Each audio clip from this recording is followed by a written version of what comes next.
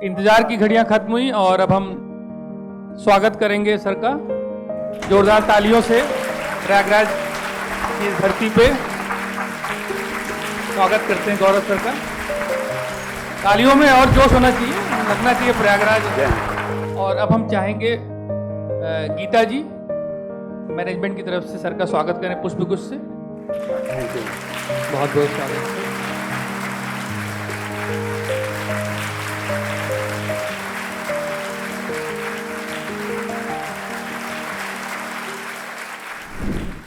तो मैं अपने बारे में एक बार शॉर्ट में आपसे बता देता हूं, बहुत 1 मिनट में। ठीक है, तो मैंने बेसिकली गोरखपुर रह के ही पढ़ाई की है और 2018 में आईआईटी रुड़की से अपना बीटेक कंप्लीट किया है मैंने। और उसके बाद 2020 लगातार मतलब कॉलेज से निकलते ही मैंने यूपीएससी का अटेम्प्ट देना शुरू कर दिया था और प्री तुरंत क्वालिफाई हो गया था, मतलब 2018 में प्रीलिम्स क्वालिफाई हो गया था। अच्छा, जो मैं बातें आपसे करूंगा तो एक बात ध्यान में रखिएगा कि मेरी गलतियों से सीख लीजिएगा, ये बहुत ज्यादा मैटर करेगा। क्योंकि देखिए यहाँ पे बहुत सारे लोग आपको रोज बताएंगे कि क्या पढ़ना है क्या नहीं पढ़ना है, ये सब के बारे में आपको भरपूर गाइडेंस मिलेगा। मेरी कोशिश ये रहेगी कि जो मेरी गलतियां हुई जिसकी वजह से मुझे 4 साल इंतजार करना पड़ गया और एक बार ब्रेक लेना पड़ गया तैयारी से, तो वो गलतियां आप लोग उससे बचिएगा। तो मैं वही बता रहा हूं शॉर्ट में कि जब मैं बीटेक करके निकला तो मेरा प्रीलिम्स की तैयारी बहुत अच्छी थी और मेरा प्रीलिम्स हो गया। और उस बार मुझे प्रीलिम्स में 126 नंबर मिले थे, जबकि कट ऑफ उस बार 90 कुछ था। अभी पिछले साल भी 121 नंबर मिले थे, लेकिन मेरी मेंस की तैयारी एकदम जीरो थी। पहली बार में 2018 मेरी मेंस की तैयारी एकदम जीरो थी। और ऑप्शनल तो मैंने एकदम नहीं पढ़ा था, मतलब भूगोल ऑप्शनल ले रखा था मैंने उस समय, तो एकदम नहीं पढ़ा था। तो मेरा वो वाला अटेम्प्ट एकदम बर्बाद चला गया, मतलब मेरी इंटरव्यू कॉल भी नहीं आई। तो सबसे पहली गलती ये थी कि जब तक मेंस की तैयारी सही ना हो, देखिए प्रीलिम्स का क्या होता है ना, प्रीलिम्स बहुत तुक्के पर भी निर्भर करता है, बहुत लक पे भी निर्भर करता है, और एक लिमिटेड सीट ही प्रीलिम्स में लोग क्वालिफाई होते हैं। ये मतलब सीधी बात है, इसमें कोई छुपी हुई बात नहीं है। मैटर ये करता है कि जब प्रीलिम्स हो जाए, गलती से भी अगर आपका प्रीलिम्स निकल रहा है गलती से भी, तो मेंस में नहीं रुकना चाहिए। मेंस सबसे बड़ा यहां पर मामला आ जाता है कि वो वाली गलती आप मत दोहराइएगा कि प्रीलिम्स के बाद जाके मेंस कर रहे हैं। ठीक है, तो ये मैंने स्टार्ट किया था। 2020 में मैंने फिर यूपी पीसीएस भी देना स्टार्ट कर दिया। तो मैंने 2019 में यूपी पीसीएस दिया था, प्री हो गया था मेरा, लेकिन मैंने मेंस देने नहीं गया। मुझे लगा कि नहीं, वर्थ इट नहीं है बहुत ज्यादा, तो मैं मेंस देने ही नहीं गया। फिर 20 में मुझे लगा कि यार नौकरी एक चाहिए, ठीक है, तो एक नौकरी कम से कम एक मिल जाए तो अपने अंदर भी कॉन्फिडेंस आएगा। तो मैंने 20 वाला मेंस दिया यूपी पीसीएस का और मेरा सिलेक्शन हो गया था डिस्ट्रिक्ट यूथ वेलफेयर ऑफिसर पे। लेकिन फिर मैंने उसको ज्वाइन नहीं किया, मुझे लगा कि नहीं, मैं कुछ अच्छा डिजर्व करता हूं, मतलब इतने पे रुकूंगा नहीं। तो मैंने कहा सीट बर्बाद नहीं करूंगा, तो ज्वाइन ही नहीं की मैंने। फिर 1 साल गैप लिया क्योंकि मेरा भूगोल में नंबर ऑप्शनल पे बहुत कम आ रहा था, मेरा कम आ रहा था। मैं पहले इस बात को एकदम क्लियर कर देता हूं, मेरा कम आ रहा था नंबर। इस वजह से मैंने क्या किया, ऑप्शनल चेंज किया, 1 साल का ब्रेक लिया प्रॉपर, अपने आप को रिचार्ज किया और फिर एग्जाम दिया और मेरा सिलेक्शन हो गया। ठीक है, तो ये मेरा शॉर्ट बैकग्राउंड था। अब मैं आपसे बेसिकली 3 इश्यूज पे यहाँ पे डिस्कशन करूंगा। ठीक है, इसके बाद आप लोग को कुछ जो पूछना होगा आप लोग पूछ लीजिएगा। तो मैं 3 इश्यूज पे डिस्कशन करूंगा। सबसे पहला ये है कि टाइम मैनेजमेंट। मुझे लगता है टाइम मैनेजमेंट मैक्सिमम लोग को प्रॉब्लम आ रही होगी। ठीक है, ये है ना सबकी प्रॉब्लम जनरली। कितने लोग ऐसे, एक बार हाथ उठा दीजिए, कुछ मुझे लग ही रहा था। ठीक है, तो ये मेनली सबकी प्रॉब्लम होती है। फिर दूसरा टॉपिक है फ्रस्ट्रेशन। ये भी कितने लोग की प्रॉब्लम है कि पढ़ते पढ़ते फर्स्ट, ईमानदारी से बताइए, आइडिया लगेगा ना कि ये बहुत महत्वपूर्ण टॉपिक है। फ्रस्ट्रेशन भी है। ठीक है, तो दूसरा बहुत बड़ा टॉपिक है। तीसरा टॉपिक है फिर प्री मेंस और इंटरव्यू की स्ट्रेटजी, है ना। ये सबसे लास्ट मैंने रखा है। ठीक है, क्योंकि क्या होगा कि ये सबसे जरूरी ये दोनों हैं, ये तो बस बोनस है। मतलब ठीक है, मेरा कुछ स्पेशल स्ट्रेटजी है। इस बार पैटर्न थोड़ा चेंज हुआ था प्रीलिम्स का, तो लोगों की धड़कनें बढ़ गई हैं इस बार को प्रीलिम्स को देख के, तो थोड़ा उसकी स्ट्रेटजी पे मैं बाद में डिस्कशन करूंगा।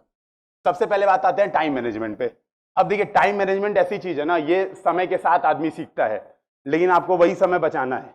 एक चीज मैं आपसे बता रहा हूं, कई बार आप लोग ये सोचेंगे ना कि मैंने कुछ भी कर लिया, मैंने कहीं पे पैसे इन्वेस्ट कर दिए तो मेरा एक एक समय जा रहा है। मैं आपसे बता रहा हूं, तैयारी के दौरान सबसे कीमती कोई चीज है तो वो टाइम है। सबसे कीमती चीज, मतलब आपने टाइम बर्बाद किया मतलब अपने महत्वपूर्ण साल बर्बाद कर दिए। और मैं आपसे एक सिंपल सी बात बताता हूं, आप 22 साल पे आईएएस बन जाइए, आईपीएस बन जाइए, और आप 26 साल पे बन जाइए। बन तो दोनों लोग आईपीएस गए और आईएएस भी गए। 22 साल वाला टाइम बचा लिया 4 साल, और वो जितना प्रमोशन पाएगा और जितना सीनियरिटी पाएगा वो 26 साल वाला नहीं पाएगा। ये बात एकदम मतलब दिमाग में रखना है कि टाइम सबसे कीमती चीज है। अगर कोई कीमती चीज है तो वो टाइम है। इसके लिए मेरा तरीका है, एक रूल बता रहा हूं, वो रूल एक बार फॉलो करने की कोशिश कीजिएगा। तो सभी लोग अपने मतलब चाहें तो ये चीजें नोट कर सकते हैं। पहला है ये, अपने पूरे दिन के, देखिए सीधी बात है, आप लोग का टाइम मैनेजमेंट नहीं हो पा रहा है, तभी तो आप लोग पूछ रहे हैं कि मैक्सिमम लोगों ने हाथ उठाया था कि नहीं सर मैनेज नहीं हो रहा है। जो लोग नहीं उठाए थे उन लोग को था कि बगल वाला उठा ही देगा मेरी जगह। मैनेजमेंट की सबकी प्रॉब्लम है, तभी यहां पे आए हैं मिलनी, ठीक है। जो आपका पूरा दिन होता है, पूरा दिन सुबह से लेकर रात तक, उसको क्या करिए, सबसे पहले मार्क कर लीजिए। तो सुबह मान लीजिए आप 6, मैं एक एग्जांपल ले रहा हूं, मान लीजिए आप 6 बजे से उठे हैं, ठीक है, तो 6 से 8 का एक ब्रेक लगा लीजिए, 8 से 10 का लगा लीजिए, ये एक पन्ने पे बना लीजिए प्रॉपर। 10 से 12, 12 से 2, और ये पूरा रात तक ऐसे बना लीजिए, ठीक है। जब आप सोने जाते हैं तो मान लीजिए आप 6 बजे उठ रहे हैं, तो मान लीजिए 12 बजे सोने जा रहे हैं, तो 10 से 12 मैं लास्ट लिख ले रहा हूं, ठीक है। अब आपको क्या करना है, स्टॉप वॉच यूज करनी है। यहां पे स्टॉप वॉच, ये सबसे महत्वपूर्ण चीज है। तो कोई चीज जो अभी आपके लाइफ में अगले 1 साल, देखिए एक मतलब बहुत रियलिटी बात है। कई लोग कहते हैं ना कि हम 16 घंटा पढ़ते हैं, 18 घंटा पढ़ते हैं और बहुत पढ़ पढ़ के IAS PCS बनते हैं, ये बहुत सारे लोगों का दिमाग में डाउट रहता है। देखिए 16 घंटा 18 घंटा पढ़ना आप 1 हफ्ते पढ़ लेंगे, ठीक है, 10 दिन पढ़ लेंगे, और बहुत मतलब तोप किस्म के व्यक्ति होंगे तो 1 महीना पढ़ लेंगे। पूरे साल आप 16-18 घंटे पढ़ाई नहीं कर सकते, ये रियलिटी है। लेकिन हाँ, पूरे साल 8 से 10 घंटा कम पढ़ने पे काम भी नहीं चलेगा, ये भी रियलिटी है। जितना सिलेबस है, एक बार एटलीस्ट सिलेबस कवर होने में इतना समय लगता ही लगता है। तो आप क्या करिए, स्टॉप वॉच से कैलकुलेट करिए आप कितने देर पढ़ रहे हैं, न कि जितने देर बैठ रहे हैं। तो ये ध्यान रखिए, बैठना है ये काउंट नहीं करना है।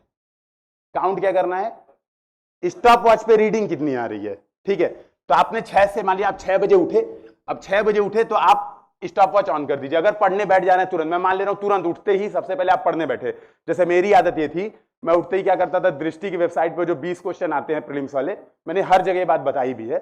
20 क्वेश्चन वो प्रीलिम्स वाले होते हैं ना, जो आरंभ, अभी इस बार कुछ नाम चेंज हुआ था, चूंकि इस बार मैं प्रीलिम्स दे नहीं रहा था, तो सर इस बार का नाम पता है, जो वो 60 डेज टू प्रीलिम्स का नाम कुछ चेंज हुआ था, समथिंग संभव हुआ था शायद, मुझे याद है, आप लोग को नहीं याद है, ठीक है।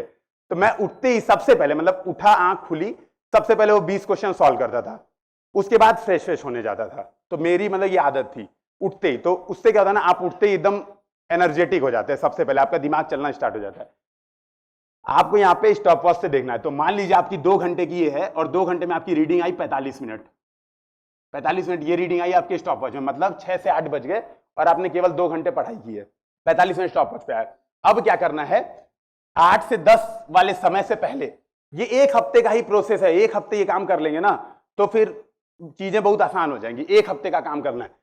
8 से 10 वाले के पहले 10 मिनट में नोट करनी है कुछ चीजें। और क्या नोट करना है, क्यों रीडिंग 45 मिनट ही आई। तो सुबह सुबह उठ के हो सकता है हम टहलने जाते हो, फ्रेश होते हो, नहाते हो, नाश्ता करते हो, ये सब होता है ना, तो यहां पे नोट करना है कि नाश्ता किया इतना देर, कुछ कुछ टहलने चले गए, ठीक है। और मान लो रूममेट है तो रूममेट से झगड़ा कर लिया सुबह उठते ही कि तुम लाइट क्यों नहीं बंद किए थे, ऐसा कुछ कुछ कर लिया, मतलब सुबह सुबह कि आधा घंटा यहां पे भी लगे। समझिएगा, बहुत जरूरी बात है ये मतलब हमको हंसना है लेकिन बातें सुननी भी है ध्यान से। ये नोट करना है पूरे दिन, पूरे दिन का आपको। अब ये पूरे दिन का हिसाब, फिर 8 से 10 में आपको प्रॉपर नोट करना है कि 8 से 10 में क्या किए, लगे शॉर्ट्स वीडियो देखने, ठीक है भाई। ये काम कर सकते हैं ना हम। सुबह उठ गए मान लो 6 बजे, तो अगर आधा घंटा पढ़ लेते हैं ना सुबह सुबह, ये ह्यूमन टेंडेंसी है, फिर लगता है आज तो बहुत कुछ काम कर लिया, तो फिर भटकना चालू हो जाते हैं। तो हम मान लो यूट्यूब पे शॉर्ट्स लगाए, कुछ देखे कि एक IAS ऑफिसर की शादी हो रही है, भाई साहब कितनी भीड़ है ना, क्या डांस चल रहा है वहां पे, ये सब देखते हैं कि नहीं। आप लोग सारे एकदम सीरियस स्टूडेंट है क्या, केवल पढ़ाई करते रहते हैं? सब मेरे जैसे ही है ना, ये मतलब ठीक है भाई, मस्ती मजाक जिंदगी में चलता रहता है, सारी चीजें चलती रहती हैं। जो भी एक नॉर्मल ह्यूमन बीइंग है, सबकी लाइफ में कुछ कुछ एक्टिविटी चलती रहती है।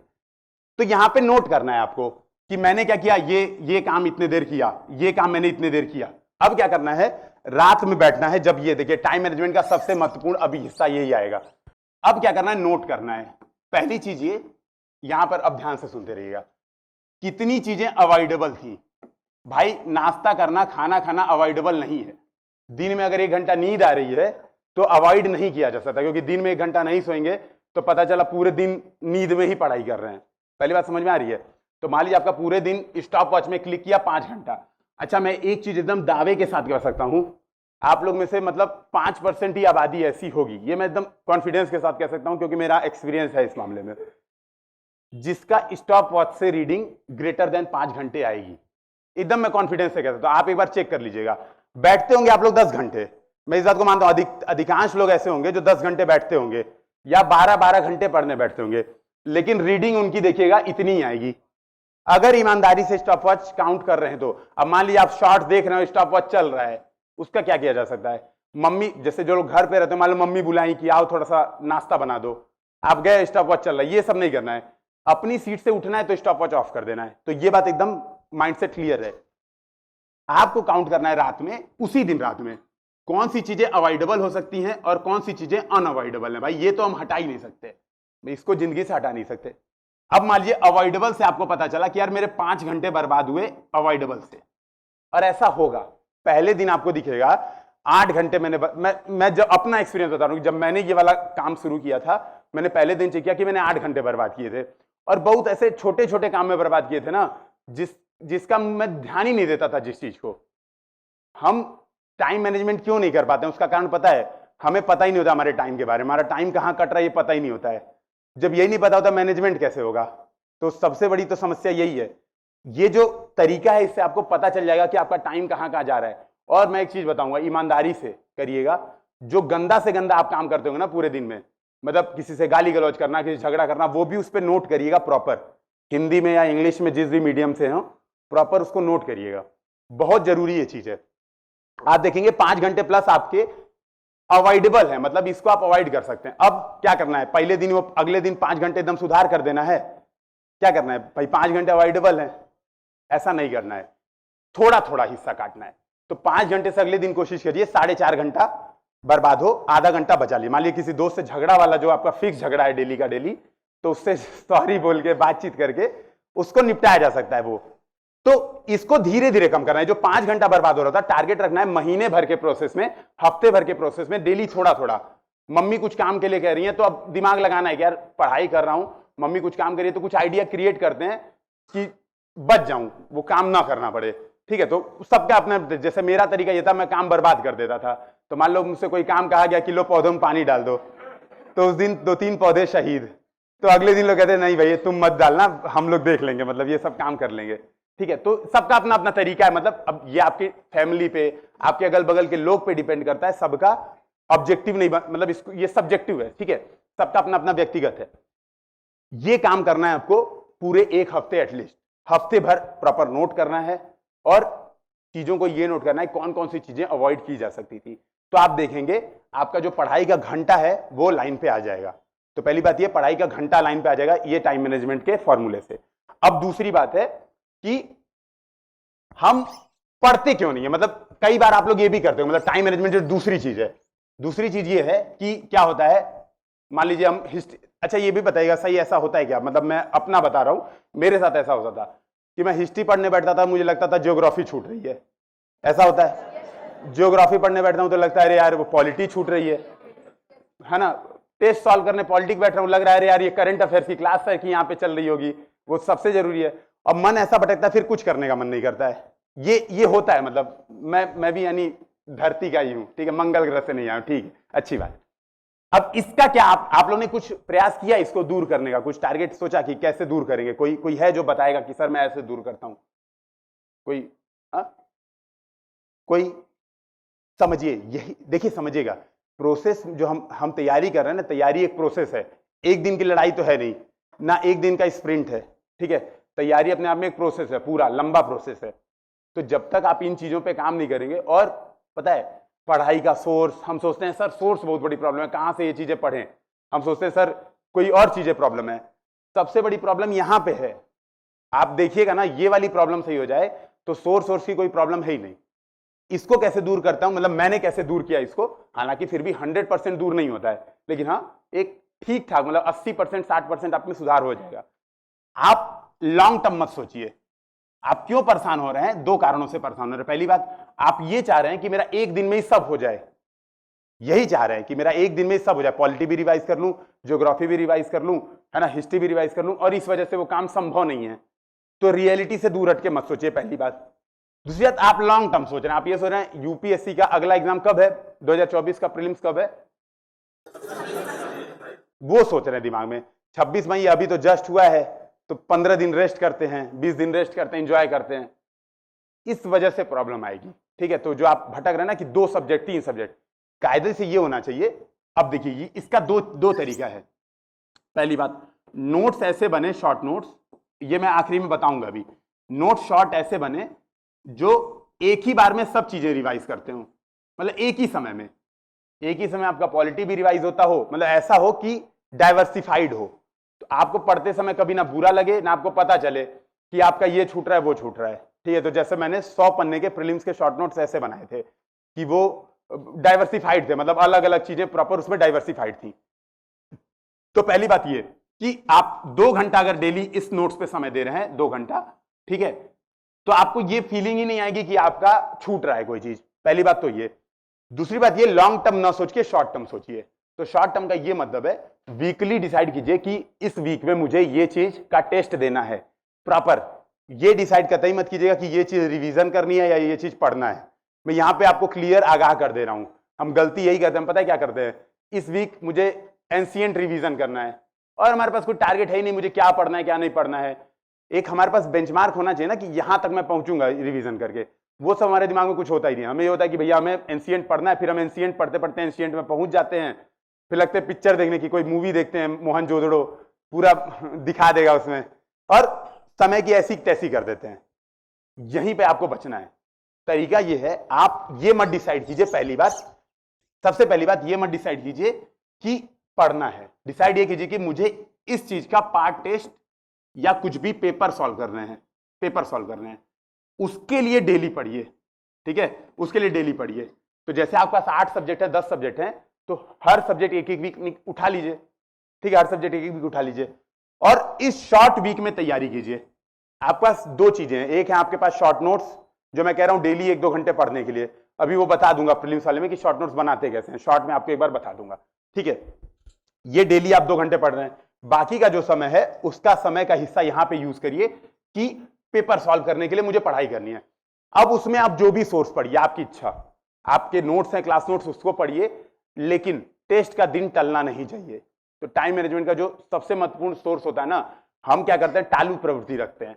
आज नहीं टेस्ट देंगे, कल दे लेंगे, आज कोई बहुत जरूरी काम आ गया है ना, आज मम्मी का बुलावा आ गया कि आओ घर आ जाओ, प्रयागराज रहते रहते बहुत देर हो गई है ना, एक बार देख लें चेहरा, वो सब भूल के डेट अगर फिक्स है, इवन मान लो आप घर जा भी रहे हो, आजकल स्मार्ट हैं आप लोग, सब लोग हैं ना स्मार्ट, कौन ऐसा मानता है कि नहीं है, हम सभी स्मार्ट है। देखो कि एक भी व्यक्ति ने हाथ नहीं उठाया।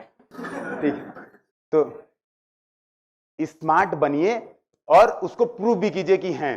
तो मोबाइल भी यूज कर, भाई आप घर जा रहे हैं, ट्रैवलिंग कर रहे हैं, मोबाइल से टेस्ट सॉल्व कर लीजिए। जैसे अभी मैं आ रहा था रास्ते में, तो लबासना में, मतलब 24 जुलाई को यहां से मुझे जाना है, तो वहां पे पहले से कोर्स दे रखे हैं पढ़ने के लिए, कुछ कुछ चीजें दे दी हैं पढ़ने के लिए। मैंने रास्ते में कुछ कुछ चीजें पढ़ ली, निपटा दिया, घंटे खत्म कर लिया। डैशबोर्ड पे मैं सबसे नीचे चल रहा था, अब बीच पे आ गया हूं, ठीक ठाक कोर्स कवर हो गया। अगर आप स्मार्ट हैं तो स्मार्टनेस का यूज करिए, घर भी जा रहे हैं, ट्रैवल भी कर रहे हैं, टेस्ट दीजिए, इसको टालना नहीं है टेस्ट को। ठीक है, और टेस्ट देके तब डिसाइड होगा कि आपका पढ़ाई हुआ है कंप्लीट। दूसरी बात ये, डेली अब मान लीजिए, अब यहां पे मैं शॉर्ट करते जा रहा हूं, टाइम टेबल वाला अब तक सबको समझ में आ रहा है ना कि कुछ चीजें रह रही हैं, मामला क्लियर हो रहा है। अब बात हुई कि आपने मान लो डिसाइड किया इस हफ्ते, आज संडे है, आपने अगले संडे को डिसाइड किया, मान लीजिए मुझे एंशिएंट का टेस्ट देना है अगले संडे को, तो आपने कुछ नोट्स बनाए होंगे या कोई किताब फॉलो कर रहे होंगे, कुछ तो कर रहे होंगे, तो उसमें मान लीजिए 400 पेज हैं, सपोज 400 पेज के आपके नोट्स हैं या वो है, पर डे कितने पेज पढ़ेंगे? सीधी बात है, 60 पेज या 70 पेज के बीच में पर डे पढ़ेंगे। ये तो सिंपल है ना। तो पहली बात, इसको डिवाइड करेंगे डे में, तो ये आ गया आपका पर डे, इतना पर डे होना ही चाहिए। और इसके साथ साथ क्या करना चाहिए आपको, जैसे आप पर डे पढ़ रहे हो, मान लो, तो पर डे मान लीजिए आप प्रीलिम्स फोकस्ड होकर अगर पढ़ाई कर रहे हो, तो मान लो आप पर डे 4 या 5 घंटा प्रीलिम्स फोकस्ड होकर पढ़ाई कर रहे हो, जिसका कि आपको पार्ट टेस्ट देना है। तो 5 घंटा अगर आपने डिसाइड किया है, तो उसमें 4.5 घंटा पढ़िए और आधे घंटे क्विज सॉल्व कीजिए वो उसी दिन का। तो जैसे दृष्टि की वेबसाइट पे भी है, प्रीवियस ईयर क्वेश्चन भी है आपके पास, प्रीवियस ईयर क्वेश्चन सबके पास होता है, इसी बहाने आपको बहुत अच्छी चीजें कवर हो जाएंगी। तो जैसे आप अगर 10 मिनट प्रीवियस ईयर क्वेश्चन देखने की आदत डाल देंगे ना डेली का डेली, तो आपको यह भी पता चलेगा कि मेरे नोट्स में तो बहुत सारी चीजें फालतू की हैं जो कि मुझे पढ़ना ही नहीं है, और आपको प्रॉपर आइडिया लग जाएगा कि यार यही चीज मुझे पढ़नी है और ये मेरा काम का है। तो ये आपका जो होता है ना कि नहीं मैनेज हो पा रहा है टाइम, और ये वाली मामला क्लियर हुआ ना कि अब टाइम ऐसे मैनेज होगा। और इसी टाइम मैनेजमेंट लास्ट बात है, बहुत महत्वपूर्ण है, ब्रेक्स। ब्रेक लेना बहुत ज्यादा जरूरी है। ये बात मुझे तब समझ आई जब मैंने 1 साल का ब्रेक लिया, तब मुझे ये बात समझ आई कि ब्रेक लेना बहुत ज्यादा जरूरी है। आप अगर लगातार पढ़ेंगे ना तो ऐसा बोर हो जाएंगे, फिर पढ़ाई हो जाएगी बर्डन। मैंने बार बार कहा है कि स्प्रिंट नहीं है, ये है मैराथन ठीक ठाक। तो भाई इसमें आपको ब्रेक लेके वापस रिचार्ज होने की जरूरत है। तो हफ्ते में 6 दिन से ज्यादा मत पढ़िए, 1 दिन का ब्रेक 100% लीजिए। इस दिन आप कोशिश ये कीजिए कि 6 दिन में कोई भी दिक्कत ना आए और 6 दिन मेरी पढ़ाई ढंग से चले। तो 1 दिन का फुल ब्रेक लीजिए, प्रॉपर मूवी देखना है मूवी देखिए, कपड़े साफ करने हैं रूम साफ करना है, जो इंजॉय करना है करिए। तो ये बात समझ में आई। तो ब्रेक तो प्रॉपर लेना बहुत जरूरी है, 1 दिन एटलीस्ट वीक में। और अभी तो एकदम ले सकते हैं, मतलब जब जैसे समझिए अप्रैल आएगा मई आएगा तब आप बंद भी कर सकते हैं, या 20 दिन पे 1 दिन कर सकते हैं। लेकिन अभी तो वीकली ब्रेक लेना बहुत ज्यादा जरूरी है, तो इसको लीजिए। और कोशिश ये कीजिए कि आपका जो 6 दिन का टाइम टेबल है वो एकदम फॉलो हो, ठीक है। अगर मान लीजिए किसी दिन कोई इमरजेंसी आती है और ब्रेक होता है, तो उसको सोचिए इस दिन में कवर करने, क्योंकि होता क्या मैं आपसे बता रहा हूं, जो टाइम मैनेजमेंट इस वजह से भी नहीं होता है। हम क्या करते हैं 7 दिन का प्लान बनाते हैं, पूरा 7 दिन का एकदम प्लान बनाते हैं, और 7 गुणे 52 हफ्ते एकदम ऐसा प्लान बनाते हैं, एकदम 364 दिन, 1 दिन पूरे साल में ब्रेक रखते हैं। उसमें क्या होता है ना, उसमें बहुत बड़ी प्रॉब्लम होती है। 1 दिन भी कोई इमरजेंसी आ गई बीच में, भाई तबीयत खराब हो सकती है, बहुत सारी नॉर्मल चीजें ऐसी हो सकती हैं जो अनअवॉइडेबल हो, उसकी वजह से आपका पूरा ब्रेक लग जाता है पढ़ाई पे, और आपका पूरा वो है ना स्पेस टाइम का ग्राफ ही हिल जाता है पूरा। इससे बचने के लिए 1 दिन का ब्रेक आप पहले से शामिल करिए। और एक चीज है जो ध्यान रखिएगा, इस ब्रेक को ब्रेक लीजिएगा, कभी ये मत टालिएगा कि आज का काम टाल देता हूं, आज इंजॉय कर लेता हूं बीच में ही। जैसे आपने डिसाइड किया कि मैं थर्सडे को ब्रेक लूंगा मान लो, ठीक है, और आप सोचिए यार थर्सडे को ब्रेक है, ब्रेक मंडे को ले लेता हूं, थर्सडे वाले दिन पढ़ लूंगा। ये गड़बड़ी एकदम मत कीजिएगा। पूरी कोशिश है कि थर्सडे को ब्रेक है तो थर्सडे को ही ब्रेक रहे, ठीक है। तो टाइम मैनेजमेंट मेरे हिसाब से मुझे इतना बताना था, ठीक है, कि लॉन्ग टर्म नहीं सोचना है, बाकी डेली का टाइम टेबल और एक वो हो गया। इसमें किसी को कुछ लग रहा है, कुछ पूछना है टाइम मैनेजमेंट वाले में स्पेसिफिक कोई चीज नहीं, ठीक है। तो आगे बढ़े, सेकंड वाले पॉइंट पे आते हैं, फ्रस्ट्रेशन वाला। फ्रस्ट्रेशन होती है सबको पढ़ते पढ़ते। कौन से लोग हैं जो 1 साल प्लस हो गया तैयारी करते करते, है ना, अच्छी खासी, और बाकी लोग अरे बाकी सब अभी अभी जस्ट तैयारी स्टार्ट की है, क्या बात है, ये तो बहुत बढ़िया, बहुत अच्छी बात है। फ्रस्ट्रेशन तब ज्यादा होती है जब 1 साल प्लस तैयारी हो जाती है। पहले साल में फ्रस्ट्रेशन उतनी ज्यादा बनने का कोई कारण नहीं है। क्यों? तो आप लोग फिर हाथ नहीं उठा रहे थे, सर फ्रस्ट्रेशन होती है।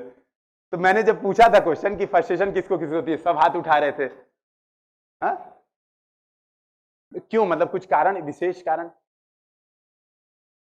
देखिए अभी अगर तैयारी स्टार्ट ही की है तब तो फ्रस्ट्रेट नहीं हो, तब तो तैयारी को एंजॉय करके तैयारी करनी है, फिर क्यों फ्रस्ट्रेट होना है। अगर जैसे जिनका खास तौर पे 1 साल प्लस हो जाता है ना, उनको फ्रस्ट्रेशन होती है, क्योंकि भाई सिलेबस एक बार कवर हो चुका होता है। देखिए एक चीज मैं बता रहा हूं, जैसे आपका 1 साल अभी नहीं हुआ है तैयारी करते करते, तो अभी तो आपका सिलेबस ही नहीं खत्म हुआ है, तो आपको सोचने समझने का समय ही नहीं है। जब 1 साल हो जाता है तैयारी के और मान लीजिए मेरा प्री नहीं निकलता है इन केस, तब मुझे थोड़ी फ्रस्ट्रेशन ही होती है कि यार मैं कर क्या रहा था पूरे साल, ठीक है। फिर मेरे घर के ऊपर से भी दबाव पड़ना शुरू होता है। अभी तो घर के ऊपर से भी दबाव नहीं होगा, अभी तो यही होगा कि बेटा गया तैयारी करने, बिटिया गई है तो करो तैयारी। 1 साल के बाद ये सारी चीजें, फ्रस्ट्रेशन वाली सारी चीजें ही आती हैं। अभी आपका सिलेबस ही नहीं होगा तो दिन रात तो आप सिलेबस कंप्लीट करने में लगे होंगे, ठीक है। लेकिन हाँ फिर भी कुछ कारण होते हैं फ्रस्ट्रेशन के जो कॉमन होते हैं, सबके अंदर होंगे। पहली बात, घर अब पूरे गांव में हल्ला मचा दिए होंगे कि हम जा रहे तैयारी करने, ये कर दिए ना। हाँ मतलब ठीक है, ये मैंने भी बहुत बड़ी गलती की थी, ये मत कीजिएगा, ठीक है। कोशिश ये कीजिए, पता है इस मामले में कोशिश ये कीजिए, जो मम्मी पापा सपोर्टिव हैं, नहीं सपोर्टिव तो एक बार बनाने की कोशिश कीजिए, उनसे बातचीत कीजिए, या भाई बहन, घर में कोई तो होगा जो आपको प्रेरित किया होगा जाओ तैयारी करो। इक्का दुक्का लोग ही ऐसे होंगे जो झगड़ा करके निकल आए होंगे कि नहीं मैं जा रहा हूं तैयारी करने, चाहे जो हो जाए घर में। बहुत कम 2-4 लोग ऐसे होंगे, नो डाउट, वो होते हैं, सफल भी होते हैं वो लोग। सामान्यतः घर में कोई ना कोई एक व्यक्ति, चाहे दीदी, चाहे भैया, चाहे मम्मी पापा, कोई ना कोई ऐसा व्यक्ति होगा जो आपको सपोर्ट करता होगा जाओ तैयारी करो, ठीक है, उनसे बातचीत करनी है, उनसे ये बताना है, किसी को ये नहीं बताना है कि मैं तैयारी कर रहा हूं। ये बात ध्यान में रखिए, बहुत जरूरी है। मैं आपसे बता रहा हूं, मैं इस बार सेलेक्ट हुआ, इसका सबसे बड़ा कारण यह था कि मैंने किसी को नहीं बताया था कि मैं एग्जाम दे रहा हूं। और मेरे से कोई पूछता था ना, बोलता था सर आपको सेंटर पे देखा है, मैं ब्लॉक मार देता था उसको सीधे। कोई पूछता था सर, एक बच्चे ने मतलब सेलेक्ट भी हो गया, वो है ना, डीएसपी की पोस्ट पे सेलेक्ट भी हो गया, है ना, तो बोला कि सर आपको मेंस के सेंटर पे देखा था। मैंने कहा भाई 7 लोग होते हैं दुनिया में एक तरह के दिखने वाले मैं नहीं था, मैं श्योर हूं, बाकी कोई भी था, मैं तो यार पूरे दिन अपने काम धाम में एग्जाम से हट चुका हूं। उसने इतना प्रेशर वॉल्व का काम किया, ठीक है, इतना प्रेशर वॉल्व का काम किया कि मुझे टेंशन ही नहीं होता था और फ्रस्ट्रेशन खत्म हो गई। तो पहली बात ये, उनसे ये बताना है कि कह दीजिए भाई, घर पे झूठ बुलवा दीजिए ना अगल बगल कि नौकरी करने गया, 10,000 रुपया महीना कमाता है, पैसा ज्यादा कमाता है, 5,000 रुपया घर पे भेजता है। क्या जा रहा है ये झूठ बोलने में? जो झूठ समाज का या मेरा व्यक्तिगत तौर पे हित करे उसको झूठ नहीं बोला जाता है। और मम्मी पापा 1-1.5 साल इस झूठ से आराम से काम चला सकते हैं, इसमें कोई समस्या उनको नहीं होगी। मतलब मैं खुलेआम इस बात को बोल रहा हूं, इससे उनको कोई समस्या नहीं होगी। या जिसने आपको तैयारी करने के लिए भेजा है, ये झूठ बोलने में लोग पता है इस बात के लिए गर्व महसूस करना शुरू कर देना कि हम तैयारी कर रहे हैं, हम आईएएस की तैयारी कर रहे हैं। अब वो क्या होता है, अगल बगल वाले, अरे ये गया तो था तैयारी करने, वो आपके ऊपर सोसाइटी का इतना ज्यादा प्रेशर क्रिएट करता है, आप फ्रस्ट्रेट होना शुरू हो जाते हैं कि यार रिजल्ट आ नहीं रहा है, प्री आ रहा है, मेरी तो कुछ तैयारी है ही नहीं। ये काम से बचना है। तो पहली बात, ढोल नहीं पीटना है, कम से कम लोगों को बताना है कि आपकी योजनाएं क्या हैं। बाकी सबसे यही बताइए कि भैया मैं तो प्रोसेस हट चुका हूं, मेरे बस का है ही नहीं। क्लियर यही बोलोगे, यार मेरे बस का ही नहीं है, एग्जाम एक बड़ी चीज है, मैं हूं ही नहीं वैसा। और जब रिजल्ट आ जाएगा तो लोग चौंक जाएंगे। तो जैसे इस बार रिजल्ट आया, हालांकि मैंने एक गड़बड़ कर दी थी, यूट्यूब चैनल पे बता दिया था मैंने, लेकिन जब रिजल्ट आया तो आधे लोग शॉक में थे, अरे ये क्या हुआ, मतलब मेरे कॉलोनी में किसी को नहीं पता था कि मैं एग्जाम दे रहा हूं। तो ये बात समझिए, बहुत जरूरी है कि आप इसको मत बताइए। दूसरी बात ये, क्लोज फैमिली, जो मैंने कहा कि जो आपके भाई बहन है या जो भी है क्लोज फैमिली है, उसको अपनी बातें शेयर कीजिए। आप जब फ्रस्ट्रेट होते हैं तो बात उनसे कीजिए जाके, उससे भागिए मत, क्योंकि फ्रस्ट्रेशन में आप एक दिन पूरा बर्बाद कर रहे हैं, किसी बात को लेकर आप फ्रस्ट्रेट हैं, ठीक है। अधिक से अधिक क्या होगा, मान लीजिए पिताजी हैं, उनसे आप बता रहे हैं कि पापा इस वजह से फ्रस्ट्रेट हूं। केस नंबर 1 कि पापा ने आपको तैयारी के लिए भेजा होगा, ये भी बात है। पता पापा नहीं भेजा, जाके पापा से बता रहे हैं कि पापा इस बात से फ्रस्ट्रेट, 2 घंटा मार के चल ऐसा है घर आओ, ये नहीं। इन केस में वही कह रहा हूं, जिसने आपको तैयारी के लिए भेजा हो उनसे आप अपनी सारी पर्सनल बातें शेयर कीजिए, अपनी बातों को बताइए कि भैया ये वजह से मैं फ्रस्ट्रेट हो रहा हूं, एक बड़ा कारण है जिसकी वजह से मैं फ्रस्ट्रेट हो रहा हूं।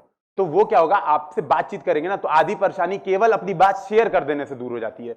1-2 दोस्त होंगे, बहुत खास होंगे, सबके होते हैं जनरली, उन खास दोस्तों से अपनी बहुत बड़ी परेशानी शेयर करने से मत भागिए।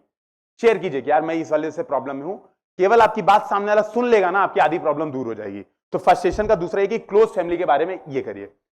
जो चौथा कारण है वो ये है, हम रिजल्ट के बारे में सोचते हैं तब फ्रस्ट्रेट होते हैं। तो जो अभी बिगिनर्स है ना, कह रहे हैं फ्रस्ट्रेट हो रहे हैं, उनके दिमाग में अभी क्या होगा, अभी देख रहे होंगे बहुत सारे सेमिनार्स हो रहे हैं, बड़े बड़े टॉपर्स आ रहे हैं यहाँ पे, तो कई बार देख देख के भी फ्रस्ट्रेशन होती है, और ये नॉर्मल है। मतलब मैं ये कह ही नहीं सकता कि मुझे नहीं होती थी। मैं आपसे बता रहा हूं, जब 2020 का रिजल्ट आया था तो मैं 2 महीना तो मैं सोशल मीडिया से ही गायब हो गया था। मैंने न्यूज़पेपर पढ़ना मैंने बंद कर दिया था, कि वो रोज निकलता था न्यूज़पेपर में कि इनका बेटवा बना टॉपर, इनकी बेटियां बनी। अब देख देख के मन करता था अपना कपड़ा फोड़ ले तो ये मतलब बहुत बड़ी समस्या होती थी। तो इस बात को समझिएगा। तो हम क्या करते हैं ना, टॉपर्स को देखते हैं, फिर सोचते हैं यार हमारा भी रिजल्ट आ जाए, और रिजल्ट आ नहीं रहा है, जबकि अभी एग्जाम नहीं दिए हैं, लेकिन रिजल्ट के बारे में लगते हैं सोचने। तो पहली बात ये ध्यान में रखिएगा, रिजल्ट के बारे में कतई नहीं सोचना है। कोशिश इस बात की करनी है 100% कि अपना बेस्ट देना है डेली, और एग्जाम के दिन भी अपना बेस्ट देना है, अपनी औकात भर काम करना है, ठीक है, जितना हो सकेगा। ईमानदारी का ये उसूल है कि आप शीशे के सामने खड़े रहिए तो ये बात लगे कि यार तैयारी हम ढंग से कर रहे हैं, बस बाकी दुनिया भाड़ में जाए। मतलब सीधी बात है, बाकी दुनिया जो सोचे सोचे, हमसे कोई मतलब नहीं है। शीशे के सामने मैं खड़ा हूं तो मुझे लगना चाहिए कि मैंने ईमानदारी से 8 घंटा आज टारगेट रखा था, 8 घंटे का टारगेट कंप्लीट किया है। और रोज रात में शीशा देखना मत भूलिएगा, है ना। फेयर एंड हैंडसम और लवली लगाने से बढ़िया है शीशे से बातचीत कीजिए, 1 मिनट की बातचीत केवल, कि आज मैंने टारगेट रखा था, मेरा टारगेट कंप्लीट हुआ, और सैल्यूट करिए खुद को। तो ये काम देखिएगा फ्रस्ट्रेशन नहीं आने देगा। और इसमें जो एक बात और है, फ्रस्ट्रेशन से एक चीज और तरीके से बच सकते हैं, हल्का फुल्का 15 मिनट योग, 15 मिनट मेडिटेशन। कौन कौन करता है कुछ योग, मेडिटेशन, कुछ हॉबीज है किसी की? बहुत कम लोग की है, मतलब 10% लोग भी नहीं है। बाकी लोग 24 गुणे 7 पढ़ाई करते हैं एक भी मिनट रेस्ट नहीं, है ना? नहीं, इससे बचिए। 15 मिनट डेली या 20 मिनट आप कोई ना कोई हॉबी क्रिएट कर सकते हैं, और बहुत छोटी छोटी हॉबी। एक मार्केट से फ्लूट ले आइए, ऐसा बजाइए अगल बगल वाला परेशान हो जाए, उसको लग रहा है क्या बज रहा है बगल में, कुछ भी। वो मैं एक दिन गया था, वो माउथ ऑर्गन बजा रहा था, अजीब सा बज रहा था। कुछ भी, कुछ क्रिएट करेंगे हॉबी ना, तो आपका मन लगा रहेगा। और इस बात को समझना है कि पढ़ाई को बर्डन हम नहीं बना सकते। बर्डन बनाएंगे मतलब कि मेरी तैयारी की तो वाट लगनी है, तो पढ़ाई को बर्डन नहीं बनाना है। तो बर्डन बनाने के लिए कुछ योग कर सकते हैं, 15 मिनट मेडिटेशन कर सकते हैं, ठीक है? तो कुछ ना कुछ ये काम आप कर सकते हैं। और लास्ट बात ये, खुद पे भरोसा रखना। ये मतलब फ्रस्ट्रेशन वाला मेरी तरफ से आखिरी पॉइंट है। आपको लगे नहीं सर कुछ और पूछना है तो आप पूछ लीजिएगा। फ्रस्ट्रेशन वाला मेरी तरफ से आखिरी पॉइंट है। खुद के ऊपर भरोसा रखना बहुत ज्यादा जरूरी कि मैं कर सकता हूं। और इसके लिए मैं था स्पिरिचुअल, मैं क्या हूं, बजरंग बली का भक्त हूं, अखंड वाला। इस मामले में सीधी बात है। तो मैं आपसे बता रहा हूं, मतलब एकदम सीधे जो बात है वो सीधे बात बता रहा हूं। तो अखंड वाला भक्त हूं, मतलब लोड ही नहीं है जिंदगी में कि जो कर रहे हैं भगवान कर रहे हैं। मेरे साथ कुछ गलत हो जाता है, मैं मानता हूं कि यार वही कर रहे हैं, हो गया तो हो गया। अभी मेरा पीसीएस का, इस बार का पीसीएस का भी मैंने इंटरव्यू दिया था, ठीक है? तो पीसीएस का रिजल्ट नहीं आया था, तो बाकी लोग सन्नाटे में थे, अरे यार पीसीएस का रिजल्ट नहीं आया। तो मैं मम्मी से बात किया, मम्मी मेरी स्पिरिचुअल है, अच्छी बात ये है।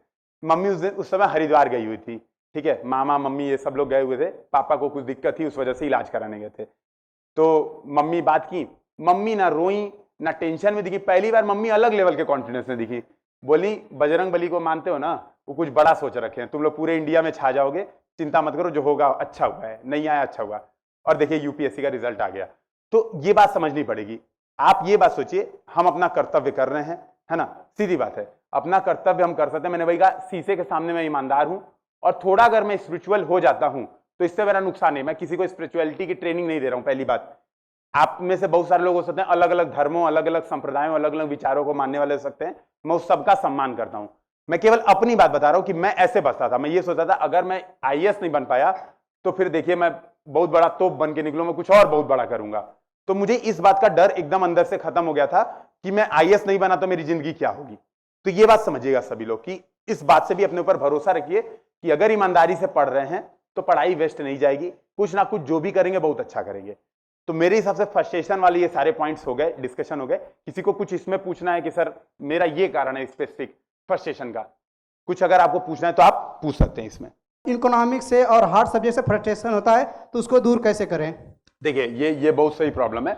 देखिए इसमें एक तरीका ही है, कई बार क्या होता है ना कि जो हमारे नोट्स हैं वो हमें समझ में नहीं आते हैं, ठीक है? दूसरी बात एक चीज और है, देखिए एक बात समझिएगा, एक रियलिटी आपने अच्छी बात की, एक रियलिटी ये है कि एग्जाम में क्वालिफाई होने के लिए हमें कितने नंबर चाहिए? कितने नंबर? प्रीलिम्स क्वालिफाई होने के लिए 45%। आ गए तो कोई माई का लाल रोक नहीं सकता है, मतलब इस बार 40% आ गए तो आराम से आप क्वालिफाई हो सकते हैं। तो मैं ऐसा सजेशन एकदम नहीं दे रहा हूं कि एक सब्जेक्ट छोड़ के जाइए। इस बात को मैं एकदम एक्सेप्ट कर रहा हूं कि सबके साथ एक दो सब्जेक्ट वीक होते हैं। हाँ, अब आप कह रहे हैं कि नहीं सर मेरा केवल ज्योग्राफी सही है और मैं उसी भरोसे पास होऊंगा, तो वो बात तो सही एकदम नहीं है। पढ़ना तो पड़ेगा, हाँ उसका एक तरीका है। आपको मान लीजिए वीक लग रहा है तो जो आपको टॉपिक नहीं समझ में आ रहा है तो तुरंत मोबाइल उठा के यूट्यूब पे सर्च करना है, ये चीज शॉर्ट एक्सप्लेनेशन। जैसे मान लीजिए आपको नहीं समझ आया, रेरा का कॉन्सेप्ट नहीं समझ या रीर का कॉन्सेप्ट आप नहीं समझ, रियल इफेक्टिव एक्सचेंज रेट जो भी है, मान लीजिए आपको ये नहीं समझ आया, या आपको bond inversion, bond yield inversion नहीं समझ आया, सपोज आप पढ़ रहे हैं नोट्स में आपको नहीं समझ में आया, तो पक्की बात है नोट्स में कुछ ऐसी चीजें दी हुई हैं या नोट्स की लैंग्वेज ऐसी दी हुई है जिसके कारण आपको नहीं समझ में आ रहा है। ये भी बात हो सकती है, आपका इंटरेस्ट क्यों नहीं बन रहा है, क्योंकि सामने वाली चीज हो सकती है बहुत बोरिंग हो गई हो, ठीक है? तो उसको क्या करिए आप, अगर शॉर्ट में सर्च करते हैं, जैसे मैं खुद ये तरीका यूज करता था कि जैसे मुझे हिस्ट्री एकदम, मतलब हिस्ट्री मेरे सामने, मतलब समझिए पूरा भूत बन के मेरे सामने विद्यमान रही है जब तक मैं पढ़ाई किया हूं, मतलब एकदम मुझे समझ। और मैं आपसे बता रहा हूं, इतना पढ़ने के बावजूद मैंने पीसीएस के सारे क्वेश्चन हिस्ट्री के गलत किए थे, प्री में सिंगल करेक्ट नहीं। और ज्योग्राफी मेरा ऑप्शनल था, यूपीएससी में मेरे 121 नंबर लास्ट बार आए हैं, उसमें मैं सारे क्वेश्चन सिंगल करेक्ट नहीं किए थे, मैंने ज्योग्राफी के सारे गलत किए थे। तो ये चीजें होती रहती हैं सही गलत। आपको क्या करना है, सर्च करना है ये वाला टॉपिक, शॉर्ट एक्सप्लेनेशन, और जो वीडियो है उसको देखना है, दो बार एक बार देखेंगे तो काम बनेगा। दूसरी बात ये, जो मजबूरी है ना, मजबूरी को मजबूती बनाना पड़ेगा, तो आपको उससे लड़ाई तो करनी पड़ेगी। भाई एक सब्जेक्ट आपका अगर ऐसा है कि मान लीजिए आपको इकोनॉमिक्स नहीं समझ में आ रही है, तो मैं बार को कह सकता हूं कि ठीक है उसको हल्के में ले लो, प्रीवियस ईयर क्वेश्चन से काम चला लो, प्रीवियस ईयर क्वेश्चन देख के और नोट्स की रीडिंग से जो चीज घुसे अंदर उसको घुसा के काम चला लो, और ये चल जाएगा। लेकिन अगर आपके साथ सारे सब्जेक्ट साथ ऐसा है तो काम कतई नहीं बनेगा, तो उससे लड़ना पड़ेगा। तो आप क्या करिए, अपने टाइम टेबल में ना फिक्स करिए कि जो कमजोर सब्जेक्ट है मेरे, कमजोरी पे मुझे काम करना है ज्यादा, ठीक है। और फ्रस्ट्रेट होके भागना नहीं। क्यों? जब आप सिविल सर्वेंट बनेंगे तब की लाइफ सोचिए, तब आपको ज्यादा चैलेंजेस लगेंगे। मैं आपको बता रहा हूं, मैं जब तक अभी एग्जाम नहीं दिए थे ना हम लोग, तो बड़ा सोचते थे कि अरे जाएंगे तो ऐसे मजा आएगा, है ना, और आएंगे तो रेलवे स्टेशन सब लोग फूल माला लेके ऐसे खड़े रहेंगे एकदम, मतलब स्वागत करने के लिए। बाद में ये समझ में आया कि अभी जब वहां जाएंगे तो अभी इतने कोर्सेज पढ़ने, वहां का टाइम टेबल यहां से टफ है। आप कह रहे ना कि एक चीज मुझे नहीं है, वहां पे ये है कि सुबह 5 बजे से उठ के शाम के 6 बजे तक आप ना एक सेकंड कहीं लेट हो सकते हैं, ना कोई लेक्चर मिस कर सकते हैं, मतलब जबरदस्त वाला टफ है। जब आप सिविल सर्वेंट बनते हैं, आप आईएएस अगर बनते हैं, तो आप जिस जिले में पोस्टेड रहेंगे आपका रिसोर्स बहुत कम रहेगा। एनजीओ वाला कहेगा ये काम करो, नेताजी कहेंगे ये वाला काम करो, है ना, आपका मन करेगा नहीं मैं तो ऐसा करूं, और आपको मैनेजमेंट करना है। तो ये मैनेजमेंट आपके पढ़ाई में भी दिखना चाहिए, ठीक है। आपका नाम क्या था? हाँ, तो गौरव जी आपको ये बात आपको दिखना पड़ेगा, ठीक है, ये बात आपको दिखाना पड़ेगा अपने पढ़ाई में भी। भाई जो चैलेंजिंग है उस चैलेंजिंग को उससे लड़ना पड़ेगा, ठीक है। तो ये बात क्लियर समझिए। रही बात, इसका शॉर्ट तरीका भी यूज कर सकते हैं, हालांकि सफलता कोई शॉर्टकट नहीं होता है। यूज ऐसे कर सकते हैं कि मान लीजिए आपको इकोनॉमिक्स वीक लग रही है, तो इकोनॉमिक्स से पार्ट टेस्ट ज्यादा दीजिए। तो आप जनरली हर सब्जेक्ट के मान लो दो पार्ट टेस्ट देते हैं, 200 क्वेश्चन आप सॉल्व करते हैं, इकोनॉमिक्स के 400 को सॉल्व कीजिए और 400 क्वेश्चन के नोट्स बना लीजिए और केवल उसी को पढ़िए। फिर अदर चीज पढ़िए ही मत, मतलब बाकी चीजों से एकदम हाथ जोड़ लीजिए कि अब मैं देखूंगा ही नहीं दोबारा इकोनॉमिक्स तुम्हारी तरफ, है ना। उसको मतलब समझिए इकोनॉमिक्स से हो गया ब्रेकअप, कि अब तुमसे कभी बात नहीं करूंगा। बस वो 400 जो नोट्स बनाए आपने 400 क्वेश्चन के, उसको बार बार पढ़िए, ठीक है। तो ये काम बन जाएगा। लेकिन फिर भाई आप कहेंगे सर जियोग्राफी छोड़ के सबके साथ मेरे साथ ऐसा हो रहा है, तो हाँ तो इकोनॉमिक्स का तो इलाज ये है, ठीक है। तो इसको ऐसे कर लीजिएगा मैनेज, है ना, ठीक। किसी हो गया? देखिए न्यूज़पेपर वाला ये है इशू कि न्यूज़पेपर मत पढ़िए अगर समय जा रहा है तो। कोई द हिंदू की तो एकदम जरूरत ही नहीं है। मैं अभी वैसे डिस्कशन करूंगा, अभी प्री मेंस वाले पे डिस्कशन करूंगा, अभी बोला भी है मैंने। नमस्कार सर। हाँ हाँ सर मेरा नाम शमशेर है। मैंने इस बार यूपीएससी प्रीलिम्स दिया था। हाँ तो मैंने अपने स्तर से ठीक ठाक तैयारी की थी, मतलब 2 साल लग के तैयारी किया था, लेकिन इस बार मेरा नहीं हुआ। ठीक। तो सर यहाँ से अपने अंदर एक फ्रस्ट्रेशन आ रहा है कि सर दोबारा से रीस्टार्ट करने में थोड़ी समस्याओं का सामना करना पड़ा है मेरे को। हाँ। कि सर जैसे कि मैंने सभी सब्जेक्ट को मैंने प्रॉपर समय दिया, तैयारी किया, फिर भी मेरा नहीं हुआ। तो जैसे कि मेरे दोस्त थे, चाहे कोई भी थे जिसका हुआ है, मेरे जिस क्लासमेट थे, तो थोड़ा सा अपने अंदर से आता है सर कि सभी लोग, मैंने जैसे जो सर से वो पढ़ रहे हैं, मैंने भी उनसे पढ़ा है, सभी उनका हो रहा है लेकिन मेरा नहीं होता। थोड़ा सा अंदर से फ्रस्ट्रेशन आ रहा है सर, इसको कैसे रिकवर करें और दोबारा से 2024 के लिए फिर कैसे रिस्टार्ट करें सर, इसके बारे में थोड़ा अपना विचार रखिए इस पर। बिल्कुल बिल्कुल। तो देखिए मैंने इस बात को थोड़ा सा आपसे शेयर किया था। मैंने ये किया था, सबसे पहली बात ये करिए, आपने अपना 100% दिया है ना एग्जाम में। पहली बात तो ये सोचिए कि क्या आपने 100% दिया है कि नहीं दिया है। और अगर आपको लगता है कि नहीं इस बार मैंने 100% नहीं दे पाया हूं और उस कारण को आपने एनालिसिस किया है बैठ के, जैसे आप प्रीलिम्स देके आए या जिस दिन रिजल्ट आए, भाई आपने पेपर दे, बैठ जाइए, आवाज आ रही है ना मेरी? हाँ तो प्रॉपर सुनिए।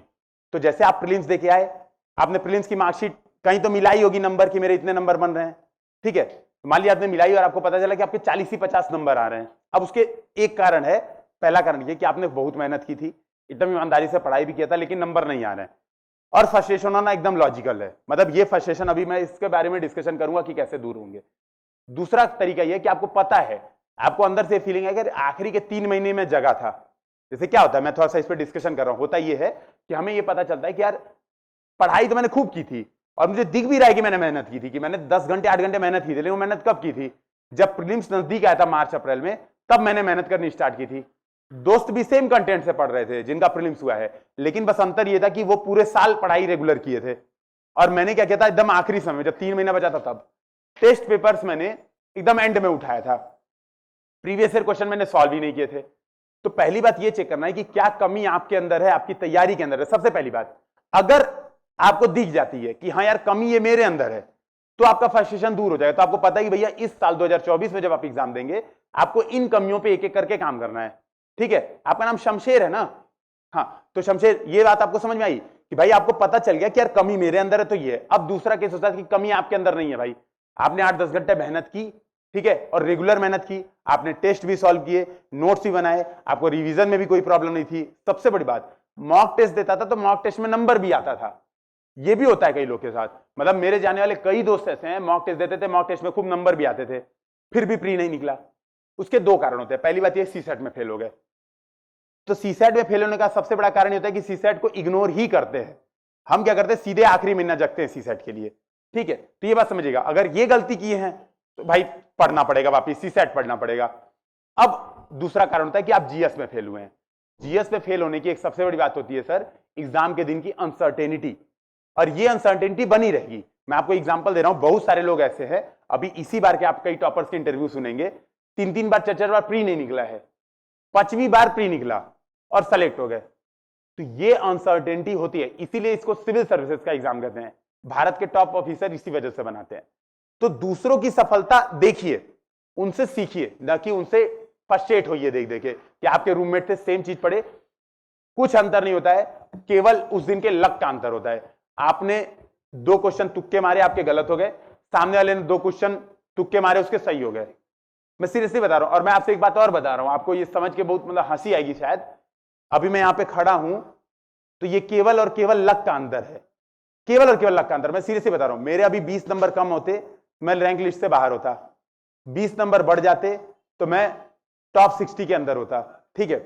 और सबसे बड़ी बात, 8 पेपर में 20 नंबर, आपको पता होगा कि कैसे आ सकते हैं। मतलब आप सोचो 20 क्वेश्चन हर पेपर में, और हर पेपर में 2.5 नंबर। सब्जेक्टिव कॉपी है, ठीक है, कॉपी सब्जेक्टिव है।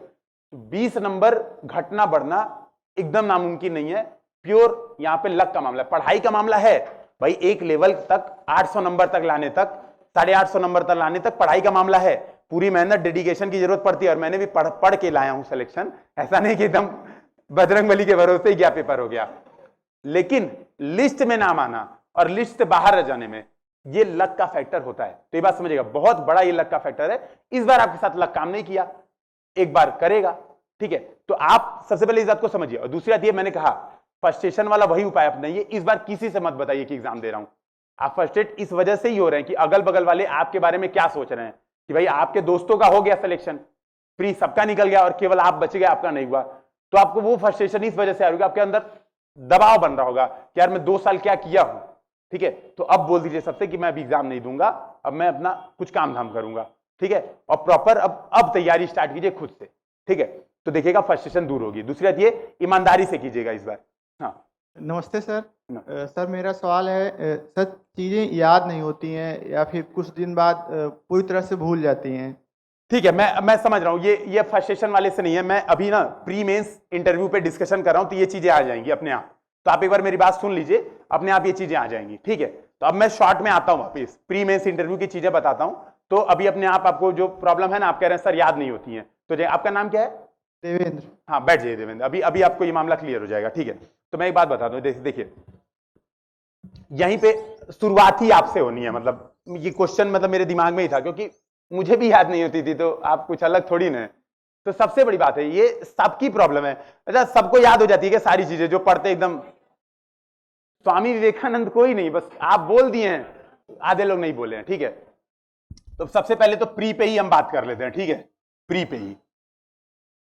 अब देखिए प्री की तैयारी ना आप लोग कर ही रहे होंगे, और एक बड़ा बर्डन तो आपको लगेगा ही, खासतौर पे अगर हिंदी मीडियम से हैं तो एक बड़ा बर्डन लग ही रहा होगा कि यार मेरा प्री निकलेगा कि नहीं निकलेगा, है ना। और प्री अनसर्टेन कितना है। तो जैसे अभी जो शमशेर भाई हैं, उनका प्रीलिम्स नहीं निकलने का एक बड़ा कारण ये भी रहा है, इस बार का पेपर बहुत अनसर्टेन था। और मैं सीरियसली बता रहा हूं, हर साल मेरे 121 120 इतने नंबर आते थे, इस बार शायद मैं पास ही नहीं होता प्रीलिम्स, क्योंकि पेपर इतना अनएक्सपेक्टेड आया था। केवल 1 सही, केवल 2 सही वाले ऑप्शन, वो वाले ऑप्शन मतलब बिल्कुल झेलाए हुए ऑप्शन थे, और एलिमिनेशन हो ही नहीं सकता था, संभव ही नहीं था, ठीक है। ये बात समझिएगा, तो वो संभव ही नहीं था। लेकिन प्री को सर्टेन अपने हद तक एक बनाया जा सकता है, ठीक है। ये बात समझिएगा भाई, एग्जाम के दिन की अनसर्टेनिटी रहेगी ही रहेगी। यूपीएससी का भी काम है, ये बताइए अगर एकदम अनसर्टेन ना रहे पेपर, और पता है इसी सोर्स से आना है, तो यहाँ पे जितने लोग बैठे सबका प्रीलिम्स हो जाना चाहिए, और सबका प्रीलिम्स हो जाएगा तो फिर तो मेंस में मतलब आग लग जाएगी। फिर कैसे 1000 ही पोस्ट है भाई, ये बात तो पता है ना। इस बार 1100 कुछ पोस्ट है, तो उतना ही सिलेक्शन लेना है, उससे एक सिलेक्शन ज्यादा तो ले ही नहीं सकते। तो कोई क्राइटेरिया करेंगे, प्री में छांटेंगे। तो कैसे छांटेंगे प्री? तो सीसेट का पेपर एकदम टफ बना देंगे, ऐसा बना देंगे कि समझ में नहीं आ रहा है किसी को, ठीक है। जीएस का पेपर एकदम अनसर्टेन कर देंगे। आप बताइए ना, आप खुद सोचिए, आप एक बार अपने आप को यूपीएससी की जगह रख के देखिए। इंपैथी सब लोग पढ़े हैं ना, समानुभूति। यूपीएससी को कितनी भी गाली दे लीजिए, हम लोग देते हैं गाली कि यार प्री का पेपर ऐसा बना दिया, सीसेट एकदम ऐसा बनाया, समझ में नहीं आ रहा है। एक बार अपने आप को आयोग की जगह रख के देखिए, तो आपको समझ में आएगा कैसे छाटेंगे बच्चों को। सारे बच्चे बराबर कंपीट कर रहे हैं, सारे बच्चे मेहनत कर रहे हैं, मतलब मैं ये नहीं कर रहा हूं सारे का मतलब 100%, लेकिन एक बड़ी आबादी का मतलब ये 5 लाख लोग अगर एग्जाम दे रहे हैं, उसमें 1 लाख लोग मेहनत करते हैं सीरियसली। 60-70 हजार तो करते ही करते हैं, एकदम डिजर्विंग होते हैं, है ना। अब उन लोग में से छांटना में 15,000 लोग को, तो कैसे छांटेंगे? तो यही पेपर अनसर्टेन बनाएंगे, पेपर को सीसेट टफ कर देंगे, एक सेक्शन ऐसा टफ डाल देंगे कि जिसको इन्वायरमेंट आता है केवल वही पास होगा, बाकी लोग फेल हो जाएंगे। तो कुछ ना कुछ क्राइटेरिया आयोग बनाएगी, तो उस दिन की थोड़ी सी हम तैयारी करेंगे। तो हम क्या करेंगे, आप जो तैयारी करते हैं ना, आप तैयारी अभी की कर रहे हैं, वर्तमान की, और मैं आपको यह सजेशन दूंगा, आप तैयारी कीजिए आखिरी 15 दिन की। एक बार बैठ के थोड़ा फीलिंग लीजिए, आखिरी 15 दिन में मेरे साथ क्या हो रहा होगा, तो आपकी तैयारी प्रीलिम्स की एकदम लाइन पे आ जाएगी। 15 दिन में आपकी हालत एकदम खराब होगी, मैं क्या रिवीजन करूं, सबसे पहला क्वेश्चन यही आएगा। जो लोग इस बार एग्जाम दे के आए, कितने लोग इस बार एग्जाम दिए थे प्रीलिम्स का? ठीक ठाक आबादी है, मतलब बहुत कम है। अभी सारे लोग एकदम वही हैं, मतलब ताजा ताजा अंडे से निकले वाले, है ना। ठीक है, कोई बात नहीं। तो एक बात ये समझिएगा कि जैसे मान लीजिए आपने तैयारी, तो ये गलती बच जाएंगे आप, अच्छी बात है। मतलब जो लोग अभी तक अटेम्प्ट नहीं दिए तो सबसे अच्छी बात है। तो हो सकता है अटेम्प्ट इस लेक्चर के बाद आपका बच जाए। 15 दिन का जब सोचेंगे ना, 15 दिन में ये प्रॉब्लम आएगी, कौन सा सब्जेक्ट पढ़ूं, कौन सा छोड़ूं, ठीक है। सीसेट में क्या करूं, है ना, रिवीजन कैसे करूं, इतना बड़ा सिलेबस है, और मेरे कोचिंग के नोट्स तो इतने बन जाएंगे, पक्की बात है। मतलब कोचिंग के नोट्स कम से कम आपके बनेंगे तो 3-4 हजार पेज के तो मिनिमम बनेंगे। अब मुझे बताओ, 4-5 हजार पेज पढ़ पाना 15 दिन में पॉसिबल है? एकदम मुझे पता है नहीं पॉसिबल है, मतलब इम्पॉसिबल है। अब वो पक्की बात है, रिवीजन के लिए आपको बनाना पड़ेगा शॉर्ट नोट्स। अब दूसरी बात, एक चीज और, तो शॉर्ट नोट्स पे आना पड़ेगा। यहीं पर एक बात और है, 5,000 पेज अगर रिवीजन कर भी लेंगे तो याद एकदम नहीं होगा। तो जो देवेंद्र थे ना, जो कह रहे थे याद नहीं हो रहा है, ठीक है, याद इसी वजह से नहीं हो रहा है क्योंकि आप 5,000 पेज याद करने की कोशिश कर रहे हैं, और वो पॉसिबल ही नहीं है। 5,000 पेज संभव ही नहीं है कोई याद कर पाए, है ना, मतलब इम्पॉसिबल, नेक्स्ट टू इम्पॉसिबल है। तो उसका तरीका यह है कि आप क्या करिए, अपने नोट्स को शॉर्ट करिए, अपने नोट्स को शॉर्ट करिए। अब इसका 2 तरीका है। अब देखिए 15 दिन में प्रॉब्लम नंबर 1 कि सारे सब्जेक्ट एक साथ कैसे रिवाइज करें, पहली प्रॉब्लम यही आएगी, ठीक है। दूसरी प्रॉब्लम है, मैं 15 दिन की बात कर रहा हूं, आखिरी 15 दिन में। और पता है, मैं आपसे एक बात बता रहा हूं, जो बहुत सारे एस्पिरेंट जो अभी तक अटेम्प्ट नहीं दिए ना, कई बार आप क्या करेंगे, आखिरी 15 दिन में अटेम्प्ट ही नहीं देने जाएंगे। और मैं सीरियसली बता रहा हूं, मैंने अपने सामने बहुत सारे लोगों को ऐसे देखा है, इस प्रोसेस में इतना घबरा जाते हैं जो आखिरी का 15 दिन होता है। पूरे साल पढ़ाई ढंग से करते हैं, 8 घंटा 10 घंटा मेहनत की, क्लास के नोट्स बनाए, सब चीज किया, लेकिन आखिरी 15 दिन में इतना ज्यादा डिमोटिवेट हो जाते हैं कि अरे सब भूल रहा है, कुछ याद ही नहीं आ रहा है, अब कैसे होगा, मेरा प्रीलिम्स हो ही नहीं सकता, इस बार नहीं, अगली बार मैं पहले मेंस की तैयारी करूंगा फिर प्रीलिम्स दूंगा। तो कुछ ना कुछ तिकड़म दिमाग में समझा के और अटेम्प्ट देने नहीं जाते हैं। बहुत सारे एस्पिरेंट ऐसे होते हैं। तो पहली बात तो प्रॉब्लम नोट कर लीजिए कि सारे सब्जेक्ट कैसे रिवाइज होंगे। दूसरी प्रॉब्लम हो गई सीसेट का क्या होगा, और तीसरी प्रॉब्लम हो गई नोट्स, ठीक है, नोट्स याद नहीं हो रहे। ये 3 प्रॉब्लम आखिरी के 15 दिन में आपको दिखेगी। तो अभी से इस पे काम करिए। अभी से कैसे काम करेंगे, देखिए। तो मान लीजिए आपको यहां पर पढ़ाया जा रहा है इकोनॉमिक्स, सपोज आपको पढ़ाया गया इकोनॉमिक्स, ठीक है, इकोनॉमिक्स पढ़ाया गया, और इसके बन गए 400 पेज के नोट्स, ये बन गए, है ना। ये 400 पेज के नोट्स आपके तब तक काम के हैं जब तक आपने टेस्ट नहीं दिया है, प्रीवियस ईयर क्वेश्चन नहीं सॉल्व किया है। करना ये है, ये 400 पेज के नोट्स को शॉर्ट बनाना है। ये अब आपका काम है। एक बात बताइए मुझे, देखिए पढ़ते सारे लोग कोचिंग है, यहां पे इतनी भीड़ है, तैयारी कर रही है, सेलेक्ट इसमें से रियलिटी है कि 1% होंगे, है ना, मतलब 1% होंगे तो माना जाएगा कि ये क्लास ने कमाल कर दिया, और ये रियलिटी है। हाँ, आप हो सकता है पीसीएस में सेलेक्ट हो जाएं, कई लोग हो सकता है यूजीसी नेट फोड़ दें, कई लोग हो सकता है अगर आपने पढ़ाई की है यूपीएससी की सही से, मैं डिमोटिवेट एकदम नहीं कर रहा हूं, मैं रियलिटी बात कर रहा हूं, सही से पढ़ाई की है तो कहीं ना कहीं अच्छी जगह सेटल जरूर होंगे, इसमें कोई शंका नहीं है। लेकिन आईएएस बन पाना 1% लोग ही अचीव कर पाएंगे, ये रियलिटी है। आपको इस 1% में लाना है। तो कैसा अंतर होता है भाई, 400 पेज के नोट सारे पढ़ना। अभी जैसे शमशेर भाई ने ये बोला ना कि सर 400 पेज के मैंने भी नोट्स पढ़े, सेम चीजें मैंने भी पढ़ाई की, मुझे नाम याद हो गए हैं सबके लगभग जिनसे बात की मैंने, ठीक है। तो इतने ही मैंने पढ़े, सेम कोचिंग के नोट से पढ़े, सेम मटेरियल पढ़ा, लेकिन सामने वाला हो गया, मेरा नहीं हुआ। कारण पता है क्या है, ये बहुत बड़ा एक फैक्टर होता है। बगल वाले ने आपसे बताया नहीं कि मैंने ऐसे ऐसे कांड भी किए, वो आपको उलझाता रह गया। तरीका ये होना चाहिए, आप क्या करिए, 400 पेज के नोट्स हैं आपके, इसके बाद पार्ट टेस्ट, और पार्ट टेस्ट 100% होते होंगे, इसमें चोरी है ही नहीं, है ना। मतलब जो मटेरियल आपको अवेलेबल होते हैं उसका आपने यूटिलाइज कर लिया सही तरीके से। देखिए मटेरियल सबको मिलते हैं, यूटिलाइज पर्सन अलग अलग करता है। आपने करना क्या है, सिंपल सी बात है, इकोनॉमिक्स पढ़े, इकोनॉमिक्स से दीजिए 2 पार्ट टेस्ट। जिनको इकोनॉमिक्स समझ में आती है, जिनको नहीं समझ में आती है इसको कर लीजिए 4, 3 से 4 कर लीजिए, ठीक है। और नोट्स इसके बनाइए, ठीक है। देखिए पेपर से पहले, जब ये पेपर दे रहे हैं, इससे पहले क्या पढ़ के दे रहे हैं, अपने नोट्स।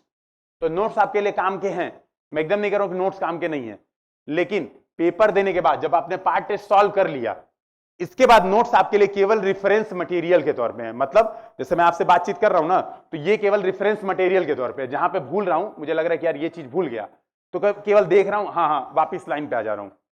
तो नोट्स का काम, क्लास नोट्स का काम केवल और केवल यही रहेगा उसके बाद, जब आप पार्ट टेस्ट दे लेंगे, कि जहां पे आपको लग रहा है कि यार ये कॉन्सेप्ट मेरे नोट्स में बताया गया, मुझे अभी भूल रहा है, तो रेफरेंस मटेरियल के तौर पे बगल में रखेंगे, पढ़ेंगे शॉर्ट नोट्स। तो 200 से 400 क्वेश्चन हर सब्जेक्ट के आप क्या करेंगे, शॉर्ट नोट्स बनाएंगे प्रॉपर। 100 क्वेश्चन के शॉर्ट नोट्स बनाने में लगते हैं 3 पेज, ठीक है।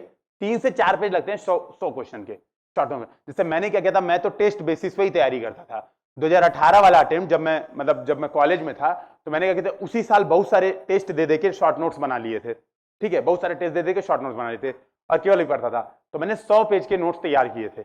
हर साल उसमें 15-20 पेज ऐड करता था, और पुराने, क्योंकि करंट अफेयर्स तो खराब हो जाता है, उसको डिलीट करते जाता था। तो आपने यही करना है। अब जब आपने इसका नोट्स बनाया, तो मान लिया आपने 2 टेस्ट दिया, 3 टेस्ट दिए, तो आपके 10 पेज के नोट्स बनेंगे, ठीक है। 10 पेज के नोट्स बनेंगे। 10 पेज के नोट्स आपके 8 सब्जेक्ट के हुए। 8 सब्जेक्ट में कितना, 80। भाई आप मान लो अभी बिगिनर हो, अभी तैयारी करो, तो 2 गुना कर लो, 160 पेज। अब मुझे बताओ, 160 पेज पढ़ना आसान है कि 5000 पेज पढ़ना आसान है, ठीक है। अब एक चीज और सोचो, कॉमन सेंस की बात है। भाई कोचिंग में इतने लोग लगे हुए हैं, ठीक है, मेहनत कर रहे हैं सारे लोग। बहुत सारे लोग ऐसे होंगे जो मेंस इंटरव्यू दिए होंगे, और वो आपके लिए कंटेंट, टेस्ट सीरीज वो डिजाइन कर रहे होंगे। उनको पता होगा ना कि यार ये चीज एग्जाम में आ सकती है, इसी के पैसे मिल रहे हैं उनको। आप अपने पास से दिमाग लगा रहे हो, मैं ये भी पढ़ लूं, मैं वो भी पढ़ लूं, मैं वो भी पढ़ लूं। और थोड़ा आप उनके दिमाग के तौर पे सोच के देखो कि आपके पीछे कितने लोग काम कर रहे हैं, तो आपकी इफिशियंसी बढ़ जाएगी। क्यों? टेस्ट में वो सारे इंपॉर्टेंट टॉपिक्स कवर करा दिए। जैसे आप लोग, आखिरी में बताता हूं, अच्छा मुझे एक चीज ईमानदारी से बताना, कौन लोग आखिरी एग्जाम के समय सर्च करते हैं 50 इंपॉर्टेंट टॉपिक्स फॉर प्रीलिम्स? कौन लोग ऐसे हैं? कोई नहीं, अभी नहीं दिए एग्जाम। जो लोग एग्जाम दिए सर्च करते हैं ना, जो लोग एग्जाम दिए, अभी आप लोग नहीं दिए। मैं आपसे बता रहा हूं, जो लोग नहीं दिए ना, इस बार देखिएगा जब एग्जाम नजदीक आएगा तो आप लोग ये सर्च कर रहे होंगे, और आपको पता है कि आपके सामने वो सारी चीजें। भाई 100 इंपॉर्टेंट टॉपिक्स के ही टेस्ट करवाए गए हैं आपसे, क्योंकि कॉन्सेप्ट, देखिए क्लास क्या होती है, क्लास में हर चीज line by line concept wise पढ़ानी होती है। क्लास का तरीका ही अलग होता है, आपको चीजें समझानी है, आपको इकोनॉमिस्ट बनाना है। लेकिन एग्जाम में उसमें से 10 से 12 क्वेश्चन ही आएगा। यूपीएससी के प्रीलिम्स पेपर में 10 से 12 क्वेश्चन से ज्यादा नहीं आएगा इकोनॉमिक्स का, 15 आ जाएगा बहुत उड़ के। उन 15 की तैयारी कैसे करेंगे? इंपॉर्टेंट टॉपिक्स पे ज्यादा फोकस करके।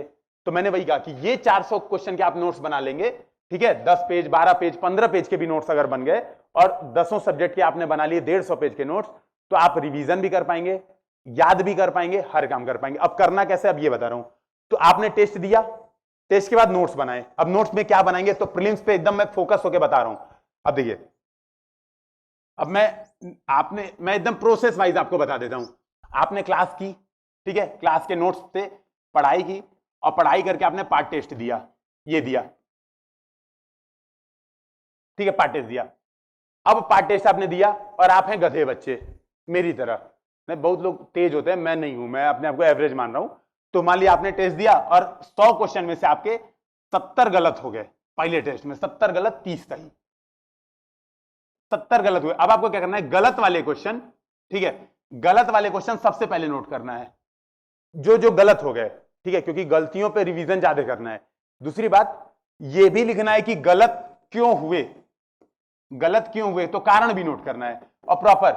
और वो कारण जो आप अवॉइड कर सकते थे, मैं फिर कह रहा हूं, आप केवल अगर पूरे साल यही काम कर लिए ना, अवॉइडेबल गलती कम करते गए, कम करते गए, कम करते गए, समझिएगा। पढ़ाई सारे लोग कर रहे होंगे, तरीका, सबसे बढ़िया तरीका ये कि आप अपनी गलतियों पे काम कीजिए। अगर मान लीजिए आप पहले दिन 100 गलतियां करते हैं और एग्जाम तक जाते जाते वो गलतियां आपने 40 कर दी, 50 कर दी, मैं ये नहीं कह रहा हूं कि 100 सही कर दी आपने, वो तो इम्पॉसिबल है भाई, 100 गलतियां कोई इतनी सुधार नहीं सकता है सारी की सारी, लेकिन आपने उसमें 50% भी कम कर ली ना, आपका प्रीलिम्स निकल जाएगा।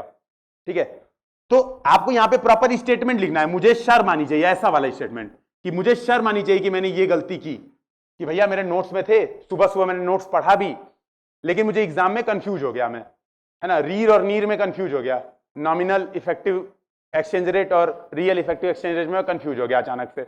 ठीक है, इन्फ्लेशन का इंपैक्ट किस पे पड़ता है भूल गया, बॉन्ड इन्वर्जन में लॉन्ग टर्म बॉन्ड का प्राइस घटता है कि शॉर्ट टर्म का घटता है, कंफ्यूज हो गया मैं। तो इस पे प्रॉपर ये लिखना है स्टेटमेंट कि मैं कंफ्यूज इस चीज पे हुआ था, इस वजह से मेरा गलत हुआ है। एक लाइन ये नोट करनी है। जब ये एक लाइन नोट करेंगे ना तो बार बार आप इसको देखेंगे, रिवाइज तो यही करेंगे। पहली बात, ये बात समझ रहे हैं। दूसरी बात ये है, वो वाली भी आपकी प्रॉब्लम खत्म हुई जो आप कह रहे हैं ना सर आखिरी में क्या पढ़ें क्या ना पढ़ें, और बहुत सारे सब्जेक्ट हैं कैसे सारे रिवीजन करें, तो वो वाली भी आपकी प्रॉब्लम खत्म हुई। क्यों? आपका 150 पेज के नोट्स हैं, एक दिन में 30 पेज पढ़ोगे तो 5 दिन में पूरा खत्म। ये समझिएगा, आप अलग लेवल के कॉन्फिडेंस में रहेंगे ये काम करेंगे तो एग्जाम समय में, और आपने अपनी गलतियों पे भी काम किया, तो प्रॉपर ये करना है। तो ये गलतियों का अपना नोट्स बनाना है। 70 क्वेश्चन जो आपने गलत किए उसको लाइन से लिखना है, फिर 30 क्वेश्चन आपको जो मतलब आप नॉर्मल सही कर दिए थे, कई बार क्या होता है तुक्के से भी सही हो जाता है, डाउटफुल था आपने तुक्का मार दिया, तो लिख देना है कि मैंने ये तुक्का मारा। इन चीजों से आपको बहुत काम है। जब ये बार बार रिवीजन करेंगे, बार बार ये गलतियां देखेंगे, तो आपका आराम से काम बन जाएगा। और इसी में एक बात यह है, जब ये शॉर्ट नोट्स बनाइए, जब थोड़े बन जाएंगे, जैसे अभी आपको समय लगेगा, एक बात समझिएगा, ये ऐसा नोट्स नहीं हुआ कि आप एक दिन में भी बना लेंगे, आज बैठे और सारा नोट्स खत्म कर दिए। ये प्रोसेस लगेगा कम से कम 4 से 5 महीना। आप सब्जेक्ट्स पढ़ेंगे, पढ़ के टेस्ट देंगे, टेस्ट के बाद तो नोट्स बनाएंगे, और नोट्स बनाने में 8 से 10 घंटा लगेगा। एक टेस्ट के नोट्स बनाने में एक दिन पूरा जाएगा, इसमें भी कमी नहीं लगेगी, लेकिन वो आपका कई दिन बचा देगा। मैंने कहा ना, समय सबसे महत्वपूर्ण है। करना यह है, सुबह 4-5 बजे उठ के चल चल के इसी को याद करना है, बैठ के नहीं। जब नोट्स बन जाए आपके, मान लीजिए आपके 50 पेज के नोट्स बन गए, 50 से कम में तो मजा भी नहीं आएगा। वो 10-5 पेज के नोट्स 2 दिन रिवीजन करेंगे, काम नहीं बनेगा। 50 पेज के नोट्स बना लीजिए, तो सुबह भोर में उठिए 4-5 बजे, और उसको रट रट के बोल बोल के याद करिए। ये बहुत जरूरी है। जो कह रहे ना याद नहीं हो रहा है, तो देवेंद्र भाई ऐसे ही याद होगा। ठीक है, जब चल चल के याद करेंगे, पढ़ पढ़ के याद करेंगे, तब होगा। और इसमें एक बेस्ट और तरीका है, 2 लोग का ग्रुप, 2 लोग से ज्यादा का ग्रुप नहीं, पहली बात, मैक्सिमम 3 का कर लीजिएगा। और दूसरी बात ये, तीसरे व्यक्ति को पता नहीं होना चाहिए कि ग्रुप ऐसा बना है। होता ही है ना, हम 3 लोग का ग्रुप बना देते हैं, मतलब मैं ये खुद देखता हूं, 3 लोग का मान लीजिए ग्रुप, सपोज आप 3 लोग ने ग्रुप बना दिया, अब चौथे के सामने जानबूझ के क्वेश्चन पूछेंगे, इसका क्वेश्चन का आंसर हुआ बताओ, तो सामने वाले को जलाएंगे। ठीक है, कि उसको थोड़ा इरिटेट करें, तो ये काम नहीं करना है। 3 लोग का ग्रुप बनाइए, नोट सिमिलर ही तो बनाएंगे भाई। अगर आपने सिमिलर तरीके से तैयारी की है, सिमिलर नोट्स बनाएंगे, तो वो नोट्स बैठ के पूछिए एक दूसरे से प्रॉपर कि इसका आंसर तुम बताओ, इसका आंसर तुम बताओ, तो चीजें याद हो जाएंगी, गलतियां अवॉइड करेंगे। तो मान लीजिए मैंने आपसे पूछा कि चलो तुम बताओ रीर और नीर में अंतर, तो आपने मुझे बताया और गलत बताया, तो मैं उसको रेड टिक मार दूंगा। अब आपसे 2 दिन बाद वापिस पूछूंगा। तो ग्रुप स्टडी ऐसे की जाती है। और 3 लोग 2 लोग का ग्रुप बना के, जब आप लोग कोचिंग आते हैं तो आधा घंटा 15 मिनट ये काम कर सकते हैं नोट्स बनाने का। कंपटीशन भी आएगा और साथ साथ में काम भी बनेगा। तो ये मेरे हिसाब से रिवीजन वाला और ये वाला खत्म हो गया। प्रीलिम्स में एक चीज और ध्यान देना है, प्रीलिम्स में पूरा प्रीलिम्स आपका टेस्ट बेसिस पर ही निकल सकता है। तो आप लोग प्रीलिम्स में भी डाउट होंगे, सर करंट क्या पढ़े, वो क्या पढ़े, जो मन करे वो पढ़िए। करंट पढ़ने के बाद बस इतना करिए, करंट का क्विज सॉल्व कर लिए। तो मैं क्या करता था, मैं बता रहा हूं, मैं क्या करता था, मैं दृष्टि का जो वो होता है ना, जो कंपाइलेशन मंथली पीडीएफ आता है, मैं एकदम आखिरी में, क्योंकि मैंने शुरुआत में पढ़ रखी थी, तो मंथली कंपाइलेशन पीडीएफ का जो क्विज आता है ये नहीं पढ़ता था मैं। वेबसाइट पे बहुत सारे न्यूज आते थे और अथाह न्यूज आते थे, वो मेरे बस का नहीं था भाई, 2-2.5 घंटा इतना समय नहीं होता था। मैं क्या करता था, वो जो क्विज वाला है, मैं क्विज उठाता था, पहले सॉल्व कर लेता था, उसके जो गलतियां वैसे नोट्स बनाता था। करंट अफेयर्स में उसी भरोसे जाता था एकदम मस्त। तो मैं 2-3 जो भी मार्केट में अवेलेबल होती थी मंथली कंपाइलेशन क्विज, मैं उनको सॉल्व करके जाता था एग्जाम देने। ये प्रोसेस करेंगे तो केवल और केवल टेस्ट बेसिस पे, भाई नोट्स आपने क्लास के पढ़े हैं, रीडिंग की है एक बार, टेस्ट के शॉर्ट नोट्स बनाएं, आपका प्रीलिम्स निकल जाएगा। जीएस पोर्शन सीसेट हल्के में नहीं लेना है, सीसेटवा तो ये सीसेटवा सबसे बड़ा अब दिक्कत बन गया है, इसको हल्के मत लीजिएगा। मैं यही कहूंगा, सभी से रिक्वेस्ट करूंगा, सीसेट को मानिए जीएस है, प्रॉपर जीएस मान लीजिए इसको, और जीएस के अनुसार ही 1 घंटा आधा घंटे का समय अब डेली देने का समय आ गया है, क्योंकि एक बार को आपका जीएस में 70 नंबर आ रहा है, आप पास हो जाएंगे, लेकिन अगर सीसेट में आपका 65 नंबर आ रहा है तो श्योर है कि आप नहीं पास होंगे। तो सीसेट आधा घंटा डेली, और सीसेट में भी रीडिंग कॉम्प्रीहेंशन वाला पार्ट बहुत अच्छे से कर लीजिए। क्यों? पूरे दिन रीडिंग ही तो करते हो, बस उसको कॉम्प्रीहेंड करना है। तो 5-6 जो चीजें पूछता है ना, कि प्री एजम्पशन, इंप्लीकेशन, इन्फरेंस, यही पूछता है, इनकी मीनिंग्स नोट करके एक चार्ट पेपर पे लिख लीजिए, पढ़ के बार बार उसको सॉल्व कीजिए। तो 15-20 मिनट डेली सीसेट पे प्रैक्टिस करिए, तो सीसेट को मत छोड़िएगा, तो प्रीलिम्स आपका एकदम काम बन जाएगा। अब शॉर्ट में एक बार आ जाता हूं मेंस पे। तो अब देखिए, अब यहां पे आ जाता हूं मेंस पे। अब मेंस की तैयारी इन शॉर्ट क्या होती है, एकदम शॉर्ट में बता रहा हूं। मेंस इज इक्वल टू, खासतौर पे जीएस का पोर्शन, ठीक है, mains is equal to prelims के लिए जीएस की पढ़ाई, प्रीलिम्स के लिए जीएस की पढ़ाई plus answer writing plus previous year question plus toppers copy plus current affair, यही होता है मेंस। इसके अलावा कुछ नहीं। प्रीलिम्स के लिए आपने पढ़ाई अच्छी खासी की है, रीडिंग करते हैं, ठीक है, आपको चाहिए आंसर राइटिंग की प्रैक्टिस। तो मान लीजिए आप इकोनॉमिक्स अभी पढ़ रहे हैं, सपोज आपने इकोनॉमिक्स पढ़ी, तो 1-2 आंसर लिखिए, ठीक है। पहले दिन ये कोशिश ही मत कीजिए कि पहले दिन हम बेस्ट आंसर लिख देंगे। पहले दिन आंसर राइटिंग करेंगे तो पक्की बात है आधी चीजें कनेक्ट होंगी, आधी चीजें नहीं कनेक्ट होंगी। हाँ, अच्छा, और पहले दिन टीचर को भी मत दिखाइए। अच्छा, मुझे एक बात बताओ, अभी कुछ पढ़ाया जा रहा होगा, है ना, यहाँ पे पक्की बात है, तो कुछ पढ़ाने के बाद क्वेश्चन भी लिखवाया जाता होगा, तो कितने लोग रोज जाते हैं टीचर को दिखाने, सर मेरी कॉपी देख के इंप्रूवमेंट बता दीजिए, तो दिखाते हैं। शुरुआत में इसकी भी जरूरत नहीं है। क्यों? आप समझिए, ये प्रोसेस है आंसर राइटिंग। आंसर राइटिंग एक प्रोसेस है। तो प्रोसेस का मतलब यह है कि पहले दिन आप इकोनॉमिक्स पढ़ रहे हैं, मान लीजिए आपको इकोनॉमिक्स पढ़ाई गई, ठीक है, और पूछ दिया कि मुद्रा विनिमय दर और वो क्या होता है, एक कुछ भी एक होता है ना मुद्रा हाश और एक और होता है ना कुछ जिससे कीमत घटती है, मुद्रास्फीति ही में अंतर क्या है, मान लीजिए ऐसा पूछ दिया, तो अभी आप लिखेंगे तो केवल इकोनॉमिक्स पे फोकस करके लिखेंगे। लेकिन जब आप सारी चीजें पढ़ लेंगे, जैसे आपने इन्वायरमेंट पढ़ लिया और आपने पढ़ लिया क्या कहते हैं, आपने हिस्ट्री पढ़ ली, जब आप हिस्ट्री पढ़ लेंगे, इन्वायरमेंट पढ़ लेंगे और अदर चीजें पढ़ लेंगे, इंटरनेशनल रिलेशन पढ़ लेंगे, तो आपको पता चलेगा कि मुद्रा ह्रास पे इंटरनेशनल रिलेशन का भी बड़ा इंपैक्ट है। आपको पता चलेगा कि जो इन्फ्लेशन हो रहा है रशिया यूक्रेन वार से भी प्रभावित हो रही है, तो आप चीजों को कनेक्ट कर पाएंगे। और असली आंसर तो आपको वही लिखना है जो इंटर सब्जेक्टिव कनेक्टिविटी होगी। जब हम स्टार्ट करते हैं तो हमें एकदम इस बात का प्रेशर नहीं लेना है कि हम पहले दिन अपना बेस्ट आंसर लिखें। सीधी बात है, लर्निंग कर्व ये होना चाहिए। देखिए, कई लोग का लर्निंग कर्व ये होता है, ये एकदम नहीं होना चाहिए कि एकदम शुरू में ही तेज कर लिए, अचानक से घट गए। ये वाला लर्निंग कर्व क्यों बोल रहा हूं, ये जो पीक है ना, ये एग्जाम का दिन होना चाहिए। पीक आप एग्जाम के दिन प्राप्त कीजिए, अपना सबसे बेस्ट एग्जाम के दिन हो। अगले दिन से सारी चीजें उल्टी करके भूल जाइए, कोई मतलब नहीं है। आपको कितना आता है, जैसे अभी आप मुझसे कुछ भी पूछे, मैं नहीं भी बता पाऊंगा तो मुझे फर्क पड़ ही नहीं रहा, घंटा, कोई मतलब नहीं है। बताइए, आप पूछिए मेरे से कुछ भी, मैं कहूंगा नहीं आता है, मेरा क्या बिगड़ जाएगा, बात समझ रहे हैं। लेकिन एग्जाम के दिन मैंने लिखा है, तभी मेरे नंबर आए हैं। तो यहां पे लर्निंग कर्व ये प्रकार का होना चाहिए कि आपका इस दिन पीक आए।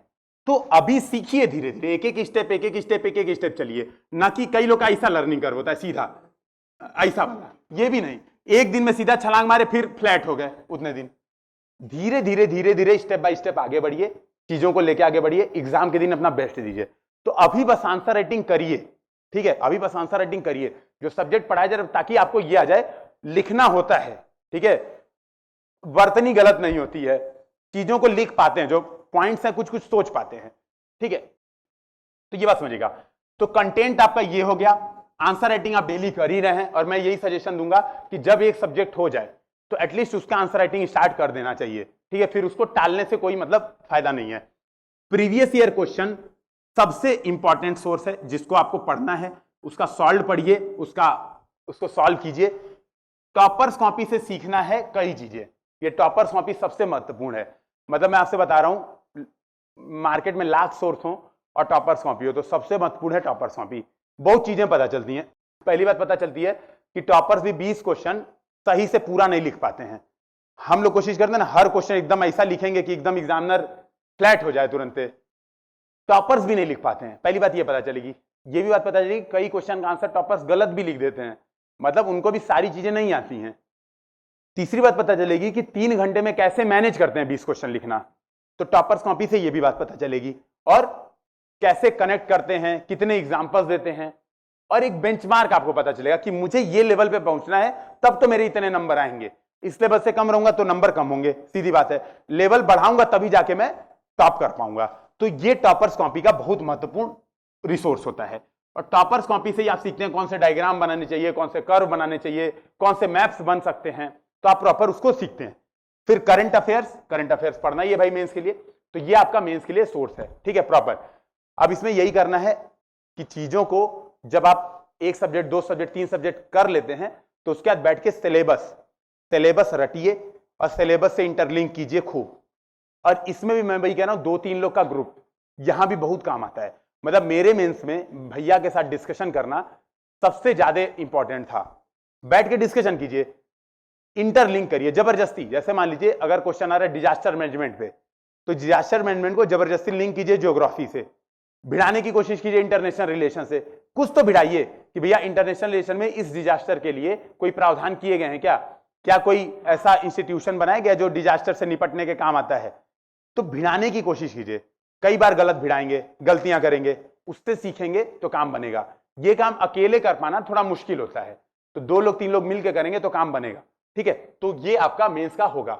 मेंस में ही बहुत इंपॉर्टेंट है, मतलब मेंस के लिए मुझे बहुत ज्यादा डिस्कशन नहीं करना था, यही बताना था कि टॉपर्स कॉपी और प्रीवियस ईयर क्वेश्चन के अलावा बहुत ज्यादा कुछ सोर्स नहीं पढ़ना है, क्योंकि आप प्रीलिम्स में ही अच्छे खासा तैयारी कर चुके होंगे।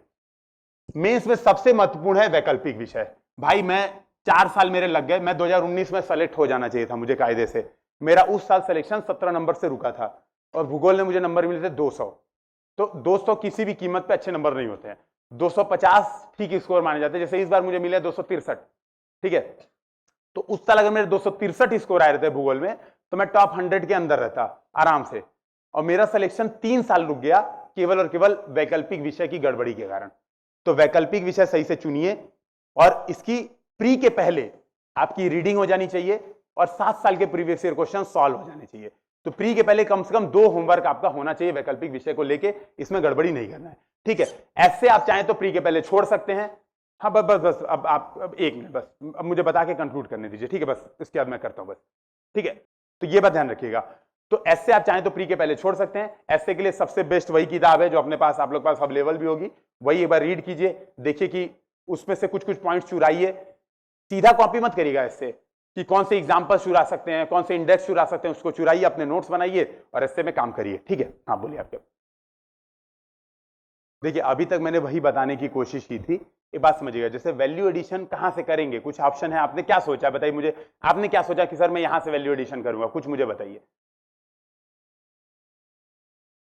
कैसे, किससे? मान लीजिए मैं रिलेट कर रहा हूं, गलत रिलेट कर रहा हूं, मैंने सिंधु घाटी सभ्यता को जोड़ दिया जो है ये अपना महाजनपद सभ्यता से। हाँ हाँ हाँ। अब ये देखिए, क्वेश्चन वो आएगा ही नहीं सिंधु घाटी सभ्यता। मैं तो आपको जबरदस्ती परेशान कर रहा था मैं तो आपको परेशान कर रहा था। आपने कहा सर कहां से रिलेट करें। अभी जस्ट 1 मिनट पहले मैंने ये बात बताई थी। ये है आपके पास, करना कुछ नहीं है। 4 टॉपर्स की कॉपी डाउनलोड कीजिए, ठीक है।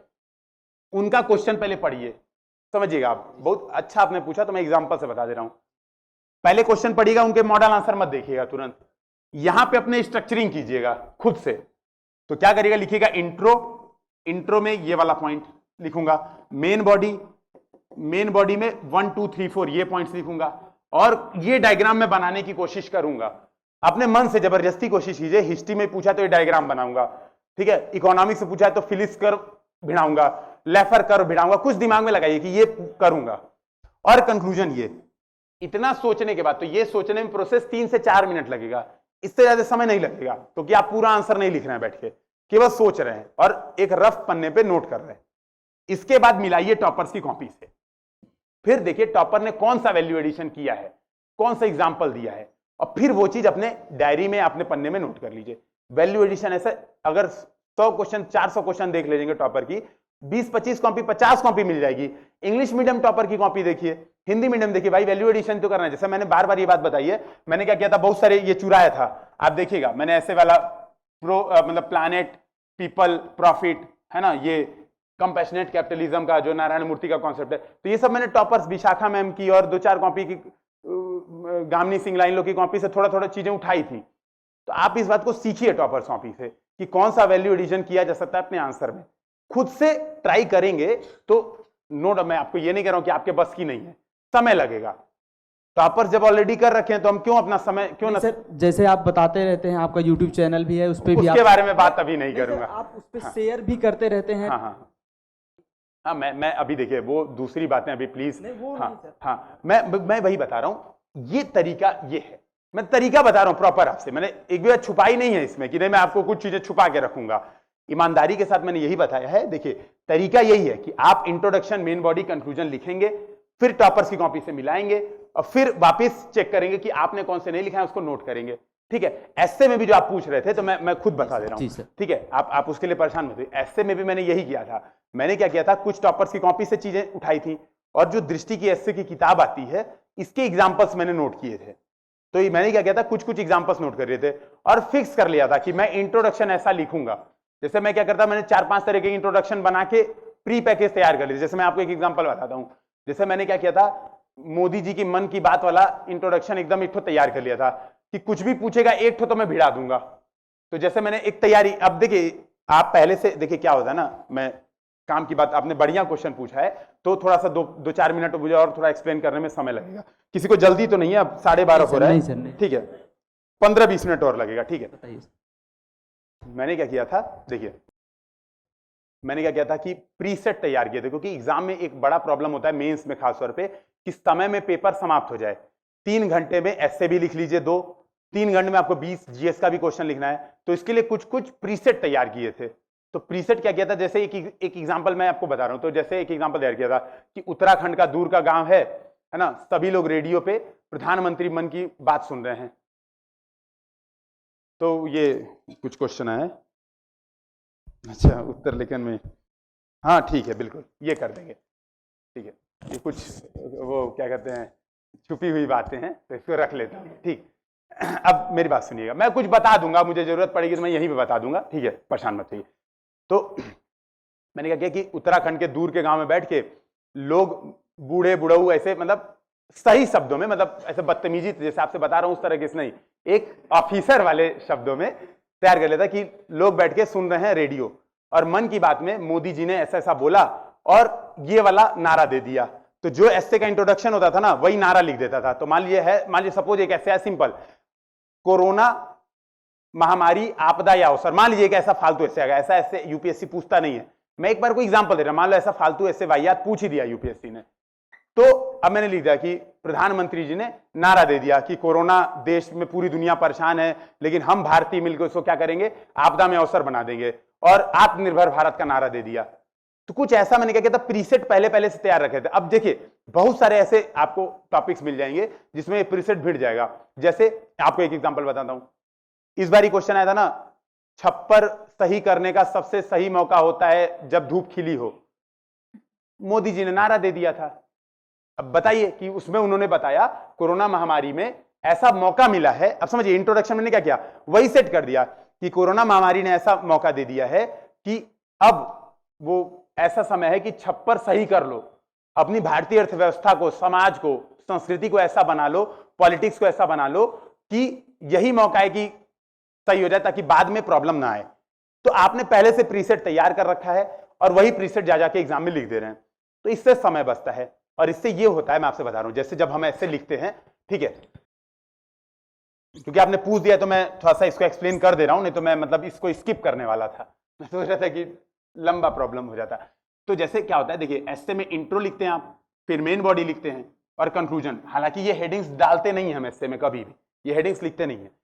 तो मान लीजिए आपने ये बात तैयार कर ली ना पहले से, तो मैं क्या करता था एसए में, मुझे मतलब फिक्स नंबर हर बार 104 बार मैंने आज तक पेपर दिया है और चारों बार मुझे 131 मिले हैं, ना कम ना अधिक। अब चाहे इसको अच्छा मानिए चाहे खराब मानिए, जो भी मानिए, मतलब एक भी बार नंबर एक भी ना चेंज हुए ना बढ़े, ठीक है। तो मैं अब क्योंकि मैं लिखता भी एकदम एक जैसा ही था, क्योंकि मैंने कभी चेंज किया ही नहीं एसए। अब देखिए, या तो यूपीएससी वालों को पता है कि इस तरह का एसए पे इतना ही नंबर देना है, तो मैंने सोचिए मैंने 4 साल एसए लिखने का तरीका ही नहीं चेंज किया, फिक्स। और फिर पहले साल मैंने, ये भी मैं बता दे रहा हूं, जब मैं 2018 में अटेम्प्ट दे रहा था तो मैंने करीब 60 एसए की प्रैक्टिस की थी। 19 में दिया तो मैंने करीब 20 एसए की प्रैक्टिस की। 20 वाले मैंने प्रैक्टिस ही नहीं की थी एसए की, और 21 वाले मैंने केवल 2 एसए लिखे थे। अभी जब 21 वाला नहीं, 22 वाले में केवल 2 एसए लिखे गए, क्योंकि मेरे दिमाग में क्लियर था मुझे यही करके आना है।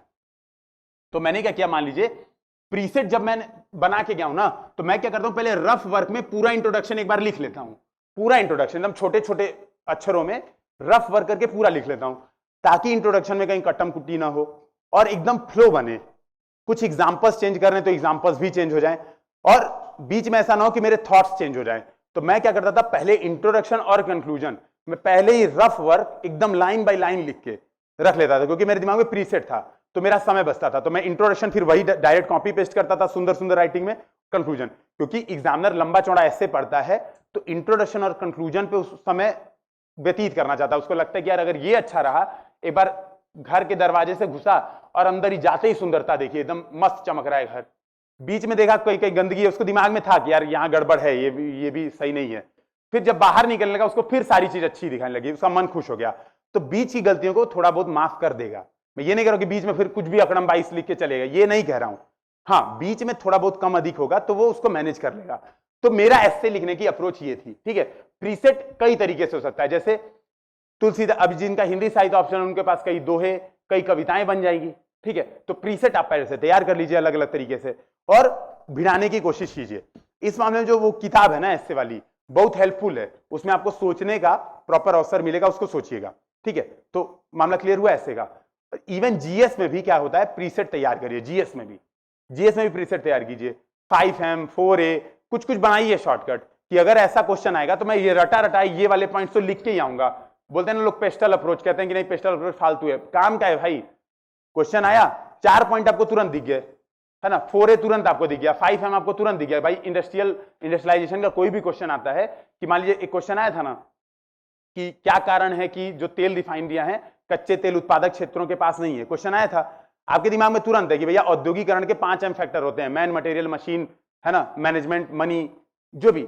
आपने तुरंत लिख दिया कि भैया ये फैक्टर्स कहां कहां हैं, तेल उत्पादक क्षेत्रों के पास है कि तेल उत्पादक क्षेत्रों के दूर है। आपको ये बात पता है तो आप तुरंत लिख देंगे आंसर, आपको समय नहीं लगेगा सोचने का। वैसे हम क्या करते हैं, एग्जाम में क्वेश्चन आता तो सोचते बैठ गए, अरे कौन कौन से फैक्टर हैं, चलो सोचो। और अगर आपको ये कुछ शॉर्टकट आपने तैयार किया है तो आपको समय नहीं लगेगा, ठीक है। तो ये बात समझते हुए प्रीसेट तैयार करने पे फोकस कीजिए। और प्रीसेट ऐसा नहीं है कि ब्रह्मा जी आपको रात में आएंगे, चाहे काली माता आके आपको, और मुझे भी बजरंगबली आके बता के गए थे। टॉपर्स कॉपी बेस्ट सोर्स है, टॉपर्स कॉपी। टॉपर्स ने बनाया है भाई इतने सारे कॉपी, आप 18 से लेके, अगर मतलब आप ना महीने में अगर 2-2 टॉपर्स की कॉपी देखते हैं, आप बस इतनी अच्छी हो जाएंगे नोट्स, और इतने बढ़िया मेंस के नोट्स तैयार हो जाएंगे कि आपको कुछ करने की जरूरत ही नहीं है, ठीक है। तो ये हो गया। अब रही बात, आप इंटरव्यू पर्सनैलिटी की बात कर रहे हैं, पर्सनैलिटी में बस एक चीज मैंने की थी, इस बार मैंने चोरी नहीं की थी, ईमानदारी से जो बात थी वही बात एकदम एकदम बेहयाई से, मतलब कहते हैं ना, जो एकदम जो बात आई वो एकदम ईमानदारी से कह दी। तो यही बात मैंने की थी, इस वजह से मुझे नंबर मिले। हर बात में कुछ कुछ छुपाने की कोशिश करता था, कि मान लो पूछा कि आप आईएएस क्यों बनना चाहते हैं, तो सर बहुत डाइवर्सिटी है फील्ड में। मुझे सही में तो ये पता ही नहीं आईएएस करता क्या है सही से। आईपीएस के बारे में तो चलो, आईएएस आईपीएस के बारे में एक बार को लोगों को पता भी होता है। अभी अगर आप आईआरएस पे चले जाइए, और बहुत सारी जो जॉब प्रोफाइल है, मुझे इसके बारे में पता ही नहीं है। इवन आपने दृष्टि मेरा इंटरव्यू देखा होगा, मुझे ये भी नहीं पता था कि मैंने अपना कैडर कौन सा भरा है। देखा होगा आपने जिन लोग ने इंटरव्यू, मैं कंफ्यूज हो गया था, पूछा सर ने, मैंने कहा नहीं सर मैंने तो ये भरा था, गलती से लगता है कोई दूसरा भर दिया मैंने। ये बात प्रॉपर, आप अपने आप को ईमानदार छवि वहां पे दिखाइए, जैसे हैं वैसा दिखाइए। जब आप चोरी करेंगे तो आपके चेहरे पे दिखेगा, दबाव दिखेगा, तो वो नहीं। और तीसरी और दूसरी बात ये, नंबर इस वजह से भी अच्छे मिले, मेरी बड़ाई नहीं थी, बोर्ड बहुत अच्छा मिला। बोर्ड ने एकदम रिलैक्स कर दिया, बोर्ड ने टेंशन नहीं बनाया। हर बार टेंशन बना देते, इस बार माहौल को एकदम, मतलब पहला ही क्वेश्चन की अपने सीएम के बारे में बताइए, तो मैंने बताया पूरा ढंग से कि भैया ये है, इस संप्रदाय से आते हैं, कनफट आइए, वो बताया। तो जब माहौल, अब 2 क्वेश्चन है आपसे, आप गए एग्जाम में और आपसे पूछा कि अपने मामा का नाम बताओ, तो आपका माहौल रिलैक्स हो गया ना भाई, क्या बात है मामा का नाम पूछ दिया। और आपसे पूछा मेरे नाम मामा का नाम बताओ, माहौल टेंशन में आएगा ही, क्या पूछ दिया भाई सामने वाले ने।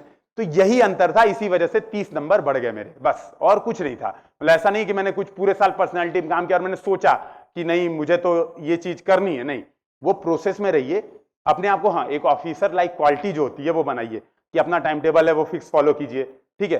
वो चीजें जो एक OLQs हम लोग बोलते हैं उसको, वो फॉलो करेंगे तो अपने आप पर्सनैलिटी में वो चीजें आ जाएंगी, ठीक है, ठीक है। और तो हाँ, अभी डाउट बचे, मैं तो सब डिस्कशन किया भाई इतना।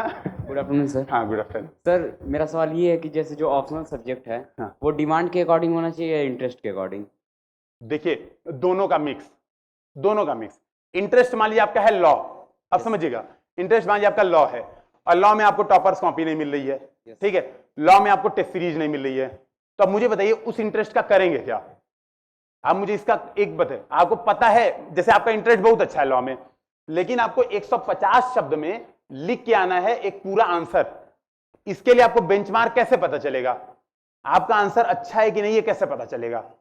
तो इस वजह से ऑप्शनल में दोनों चीजें का कॉम्बिनेशन होना चाहिए कि आपका इंटरेस्ट होना चाहिए एक सब्जेक्ट के प्रति, पहली बात। उसके बाद ये देखना पड़ेगा क्या उसकी टेस्ट सीरीज अवेलेबल है, पहली बात क्या सिलेबस के अकॉर्डिंग कंटेंट अवेलेबल है, सबसे पहला तो ये कि क्या कंटेंट है, फिर दूसरा टेस्ट सीरीज है, तीसरा टॉपर्स कॉपी है कि नहीं। भाई टॉपर्स कॉपी सबसे बड़ा रिक्वायरमेंट है ऑप्शनल के लिए, सबसे बड़ा।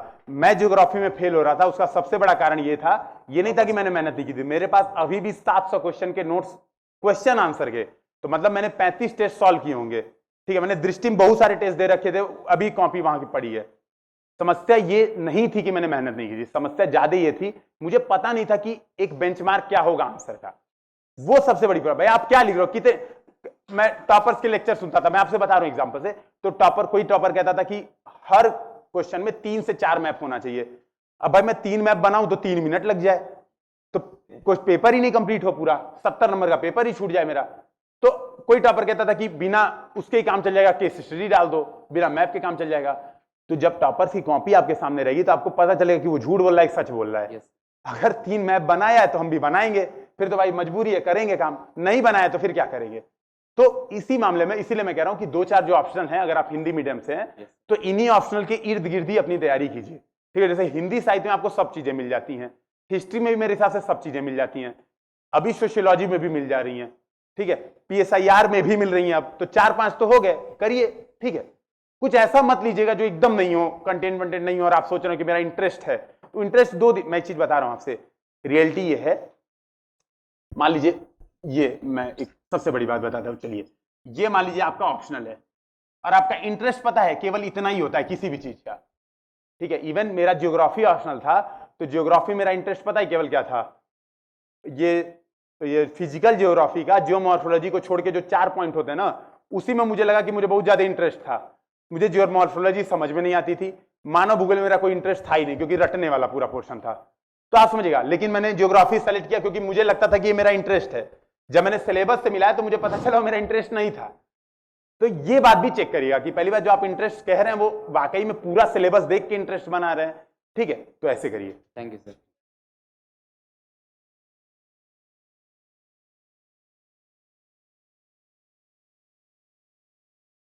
नोट्स अपने आप में वैल्यू एडेड है, ठीक है, नोट्स में कोई कमी नहीं है, लेकिन वो पढ़ेंगे कैसे? 1400 पेज का नोट्स है, ठीक है। तो वो पढ़ने के लिए आपको प्रॉपर वो है ना, तो वो विकास सर ने ही बताया था। जब आप प्री दीजिएगा, प्री निकल जाएगा, तो एक दिन मेंटरशिप की क्लास हुई थी सर की, तो 1 घंटे में मैंने एक मंत्र उठाया और मैंने वही काम किया कि उन्होंने बताया था सर ने कि 400 क्वेश्चन। अभी आप लोग मुझसे मत मांगिएगा भाई, मैं बता रहा हूं, मैं तो वो पन्ने ना, मैं मतलब जो दिल्ली सेंटर है, मैंने दिल्ली सेंटर पे एक व्यक्ति को भेज के पन्ने मुझे मिले थे, पीडीएफ मेरे पास थी नहीं तो मैं भेज देता पीडीएफ, मुझे क्या समस्या थी, मैं सर से पूछ लेता, रिक्वेस्ट कर लेता, तो मेरे पास है ही नहीं वो पन्ने। मुझे वो ऐसे वाले पन्ने मिले थे, वो पन्ने मेरे पास हैं अभी, ठीक है। वो 400 क्वेश्चन मैंने क्या किया, रटा था, उसमें वैल्यू एडिशन किया था। वैल्यू एडिशन के लिए सोर्स मैंने ऐसा नहीं था कि कहीं फिर ब्रह्मा जी आए थे मेरे पास,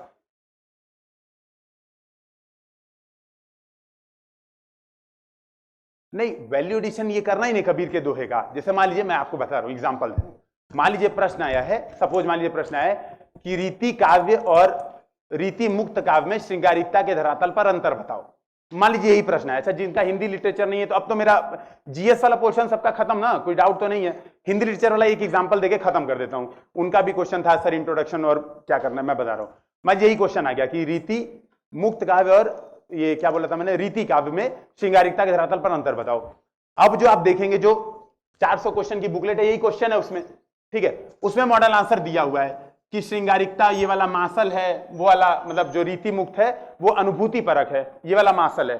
तो कंटेंट दिया हुआ है, बस क्या अंतर है उसमें, कंटेंट में एग्जांपल्स नहीं दिए हुए हैं। तो आपको क्या करना है भाई, रीति काव्य में एग्जांपल एक पद्माकर का गुलगुली गिल है गलीचन, सबको पता है वो वाला एग्जांपल, एक एग्जांपल वहां पे ऐड करना। वैल्यू एडिशन का मतलब यही कि एग्जांपल ऐड कर देना है।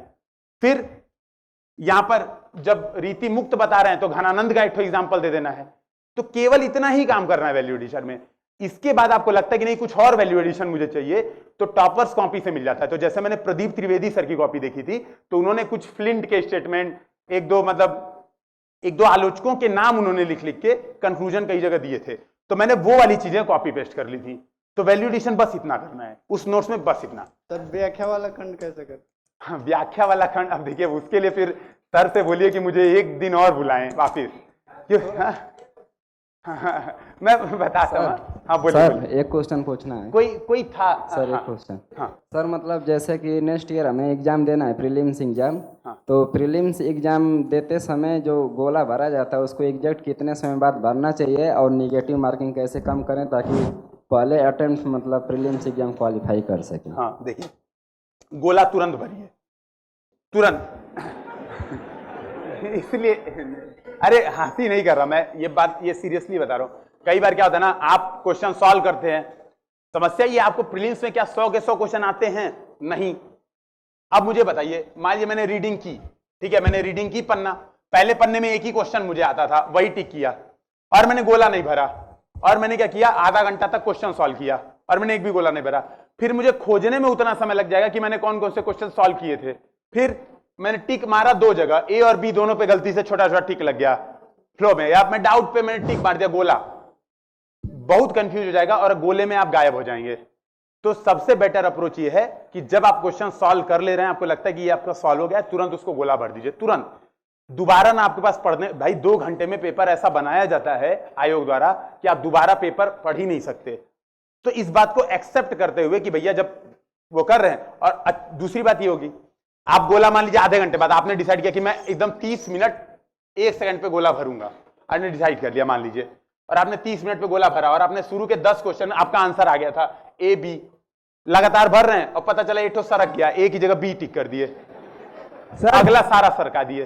सर हाँ सर मेरा क्वेश्चन ये है माइक पे सर जब प्री की तैयारी करते हैं हाँ। तो सर ये जैसे निबंध एथिक्स और ऑप्शनल छूट जाता है, मतलब उस टाइम पर रिवीजन नहीं हो पाता है, उधर उसके बाद जो 3 महीने का टाइम मिलता है मेंस के लिए, तो उसमें सर पर्याप्त टाइम रहता है तैयारी करने का? बहुत रहता है, और सबके साथ ये चीज होती है, तो आप चिंता मत कीजिए, आप अकेले नहीं है दुनिया में। प्री के पहले सब लोग 2-3 महीना, मैं सीरियसली बता रहा हूं, 2-3 महीना ये चीज सबकी छूट जाती है। तो प्री के बाद 10 दिन हम क्या करते हैं, जीएस के नॉर्मल चीजों पे छोड़ के इन्हीं चीजों पे फोकस करते हैं। तो 10-15 जब तक रिजल्ट नहीं आता है तब पता है क्या करते हैं, तो कई लोग मटरगश्ती करते हैं या वेट करते हैं, रिजल्ट आएगा तब तैयारी शुरू करेंगे। जो स्मार्ट बच्चा होता है वो 15 दिन में यही सारा काम करके निपटा देता है। इस बार तो 1 हफ्ते में ही रिजल्ट आ गया था। ठीक है सर, एक क्वेश्चन और है हाँ। कि सर जैसे मतलब करंट अफेयर्स पढ़ते हैं बहुत ज्यादा, तो सर उसके क्वेश्चन सर वहां मिल नहीं पाते यूपीएससी में, तो सर बिना करंट अफेयर्स पढ़े नहीं निकाला जा सकता प्री? नहीं, सुनिए, पहली बात, बिना करंट अफेयर्स पढ़े नहीं निकलेगा, ये तो श्योर है। अब रही बात, करंट अफेयर्स खोजने मत बैठिए। एक चीज ये बात मैंने, अच्छा देखो, इसमें से मैंने सारी चीजें लगभग समझा दी हैं, फिर से सुनिएगा वापिस तो आपको क्लियर होगा। मान लिया आपने इस बार का प्रीलिम्स का पेपर देखा और आपको पता चला द हिंदू में से एक क्वेश्चन ये वाला आया था, द मुस्लिम में से ये आया था, और द ईसाई में से ये आया था, आपको पता चल गया, ठीक है। द सिख और कुछ और भी रह गया 2-4, कोई बुरा मत मानेगा, मैं ऐसे एग्जांपल देके बता रहा हूं। अब आपने क्या किया, आपने डिसाइड किया इस बार मैं ये 5-6 पेपर पढ़ूंगा, इससे बड़ी आत्मघाती चीज कुछ हो नहीं सकती। तो ये बात समझिएगा, ये सब केवल अपने पैर पे कुल्हाड़ी में। बस 1 मिनट मुझे बता लें दीजिए, फिर आप क्वेश्चन पूछिए, बस 1 मिनट। करना ये नहीं है, एक बात समझना है, कट ऑफ कितना है, 45%, तैयारी 60% की कीजिए। भाई मत पढ़िए ना, एक मैगजीन अगर फॉलो कर रहे हैं और क्विज सॉल्व कर रहे हैं तो करंट का सोर्स मोर देन सफिशिएंट है। इसके अलावा अगर आ रहा है तो उसको छोड़ दीजिए भाई। जब 45% नंबर लाने पे मेरा श्योर हो रहा है कि मेरा प्री निकलेगा, तो मैं क्यों 100% के लिए तैयारी करूं? तो इससे बच जाएंगे। हाँ मैम, आप कुछ पूछिए। प्रणाम सर। हाँ प्रणाम। एक क्वेश्चन है, उसके पहले आपके लिए एक लाइन बोलना चाहूंगी बहुत बहुत आभार। कि ये आपकी मेहनत और लगन का ही परिणाम है जो आज सबकी नज़रों में आपके लिए सम्मान है। बहुत बहुत थैंक यू, थैंक यू, क्या बात है। और सर, जैसा कि आपने बताया कि आप हनुमान जी के अखंड भक्त हैं, तो मुझे लग रहा है आप अपने नाम के अनुरूप हनुमान जी को ही अपना सारा काम सौंप दिए थे कि जैसे उनको गौरवान्वित महसूस करवाया कि कवन सो काज कठिन जग माही, जो नहीं तात होई तुम पाही। बिल्कुल बिल्कुल, क्या बात है, बहुत बहुत। तो हनुमान जी को लग रहा है आपने अपना काम सौंप दिया था और उन्होंने एकदम बिल्कुल बिल्कुल यही किया था। मैं खुद ये बात मानता हूँ। बिल्कुल। अब मैं अपने प्रश्न में सर आती हूँ। बिल्कुल। शायद मेरा प्रश्न काफी कॉमन हो या फिर जैसा भी हो, लेकिन मेरा प्रश्न इंटरव्यू का है। मुझे लगता है कि इंटरव्यू बोर्ड मेंबर्स जो होते हैं वो उनका एक कॉमन क्वेश्चन तो जरूर हर एस्पिरेंट से होता होगा कि आईएएस क्यों बनना चाहते हैं, आपने यूपीएससी ही क्यों चूज किया, आप उसमें इस क्षेत्र में ही क्यों आना चाहते हैं। तो सर लोग ने, जैसे विकास सर ने बताया था, ये अंदर से इसका आंसर आता है, ओरिजिनल वो लोग देखते हैं इसका आंसर। तो मैं चाहती हूँ कि आप इसका एक आंसर दें कि जो एकदम ओरिजिनल हो। मैं आंसर जो दूंगी वो तो देखा जाएगा, लेकिन मैं चाहती हूँ आपका आंसर जानूं। पैसा कमाने के लिए। नहीं, ऐसा कुछ नहीं है, ऐसा कुछ नहीं है। मैं बिल्कुल मजाक कर रहा हूँ। एक रियल बात तो है ही नहीं। एकदम नहीं ऐसा बोल रहा मैं। नहीं नहीं, हेलो सर, शांत हो जाइए प्लीज। Good afternoon sir. हाँ सर, मेरा क्वेश्चन करंट से है। उनका आंसर एक बार। नहीं सर, बात ये उनसे नहीं है, लेकिन अच्छा। जैसे हम सर नोट्स बनाते हैं, ठीक ठीक, जैसे सर हम नोट्स बनाते हैं, शॉर्ट नोट्स बनाते हैं, करंट अफेयर पढ़ने के बाद वो नोट्स शॉर्ट ना बन करके लॉन्ग बन जाती है, तो सर उससे बचने के लिए हम क्या उपाय कर सकते हैं? ये भी बता दिया मैंने कि करंट अफेयर्स के लिए सोर्स क्या फॉलो करिए। क्विज आप पढ़िए। देखिए मेरी बात समझिए, आप नोट्स, मान आप मैगजीन पढ़ रही हैं, समझिएगा मेरी बात, मैगजीन अगर आप पढ़ रही हैं करंट अफेयर्स के लिए तब तो बहुत अच्छा है। अगर आप डेली न्यूज़पेपर पढ़ रही हैं तो उसके नोट्स एकदम मत बनाइएगा, कुछ ही काम के नहीं होंगे। एक केवल न्यूज़पेपर आपका एडिशन बन जाएगा। पहली बात तो न्यूज़पेपर के नोट्स मत बनाइएगा। तो मान लीजिए आप मैगजीन के नोट्स बना रही हैं, तो मैगजीन का जो इंडेक्स है ना, केवल इंडेक्स पे पॉइंट नोट करिए। पहली बात ये, तो इंडेक्स 4 से 5 पेज का होगा, तो 5 पेज के ही नोट्स बनेंगे। अगर सेकंड नंबर पे आप इटरेशन चाहती हैं कि मेरा और बढ़िया से करंट अफेयर्स तैयार हो जाए, जो कि मैं खुद भी करता था, तो मैं सेकंड इटरेशन करता था। तो पहले तो मैगजीन के इंडेक्स पे नोट बना लीजिए, उसके बाद क्या करिए, क्विज सॉल्व करिए उसी मैगजीन का। तो जो उससे रिलेटेड क्विज है उसको सॉल्व करके जो गलतियां हो रही हैं उसके नोट्स बना लीजिए। तो ये कम पेज में आपका नोट्स होगा, तो आपके पूरे महीने के नोट्स 6 से 7 पेज के बनेंगे, और 12 महीने या 9 महीने के नोट्स आपके 50-55 पेज के बनेंगे। आपको रिवीजन भी आराम से हो जाएगा और सही चीजें हो जाएंगी। और सर जैसे दृष्टि व्हाट्सएप पे करंट अफेयर का डेली अपडेट आता है, तो सर क्या उससे उसको हमसे ओनली पढ़ें या उससे नोट्स भी बनाएं? केवल पढ़िए, इवन प्रायोरिटी डिसाइड कर लीजिए। मैं तो कहूंगा पढ़िए भी मत। अच्छा। मतलब जबरदस्ती का क्यों पढ़ना है बहुत सारी चीजें। अगर आप एक चीज समझिए मेरी बात, एक सोर्स को प्रायोरिटी दीजिए, उसके बाद आपको समय मिल रहा है तो पढ़िए। अदर दुनिया में बहुत सारी चीजें करने को, तो 24x7 पढ़ना ही नहीं है। अगर समय बच रहा है तब पढ़िए, नहीं तो उसको इग्नोर भी कर दीजिए। Thank you sir. अब हाँ, नहीं तो मैं यही बता रहा था। देखिए असल में क्या है ना कि वाकई में जो इनका बहुत बढ़िया क्वेश्चन है, और सीरियसली इसलिए बोल रहा हूं क्योंकि वाकई में मुझे इस बात का पता ही नहीं था मुझे क्यों बनना है, इसीलिए मुझे 2 बार नंबर बहुत कम मिले। अभी सुनिएगा, ये रियल बहुत बढ़िया इन्होंने क्वेश्चन पूछा था, इसीलिए मैं सोच रहा था इसका आंसर देने के लिए।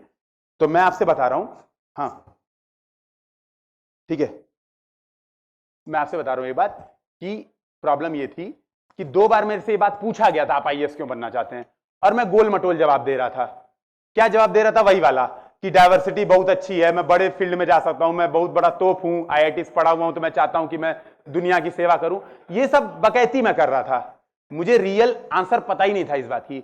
और मैंने वही कहा कि इस बार मेरा भाग्य बहुत अच्छा था, मेरे से ये क्वेश्चन पूछा ही नहीं गया आप क्यों बनना चाहते हैं।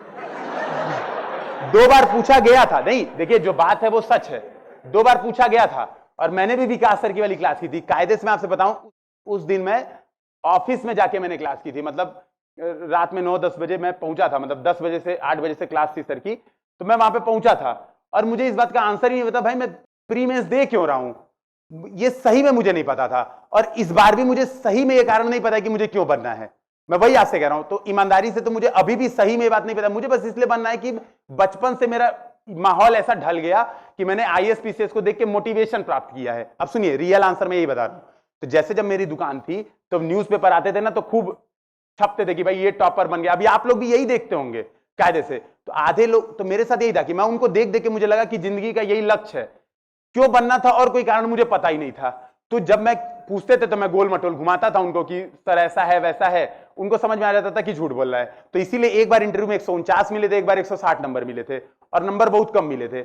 इस बार वो क्वेश्चन ही नहीं पूछा, पता नहीं क्यों नहीं पूछा। तो मैं एकदम, और मैं इस मामले में बहुत डरा हुआ था इस बार भी, कि मैंने ये बात श्योर कर ली थी कि अगर मुझसे पूछेंगे तो मैं इस बार ईमानदारी से यही बात बोलूंगा, वही कि दुकान थी सर, मुझे ये बात नहीं पता है कि क्यों बनना, बस मैंने उनको देख के अपना जीवन का टारगेट सेट किया था कि मुझे ऐसा बनना है, उनके जैसा बनना है। बस मैंने ये बात सोची थी।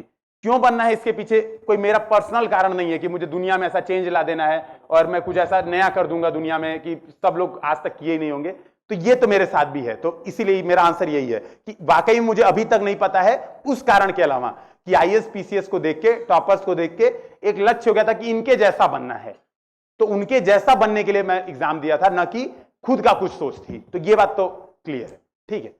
हाँ, अभी एक क्वेश्चन ये है सर, हैंड राइटिंग खराब है तो पढ़ाई सही है लेकिन सिलेक्शन रुक जाए। नहीं, एकदम नहीं रुकेगा। पहली बात तो ये जो हैंड राइटिंग जिसने लिखी है बहुत अच्छी लिखी है, तो इसको खराब एकदम नहीं माना जा सकता है, ठीक है। गुड तो अगर इसका आप 50% भी लिख रहे हैं, ठीक है।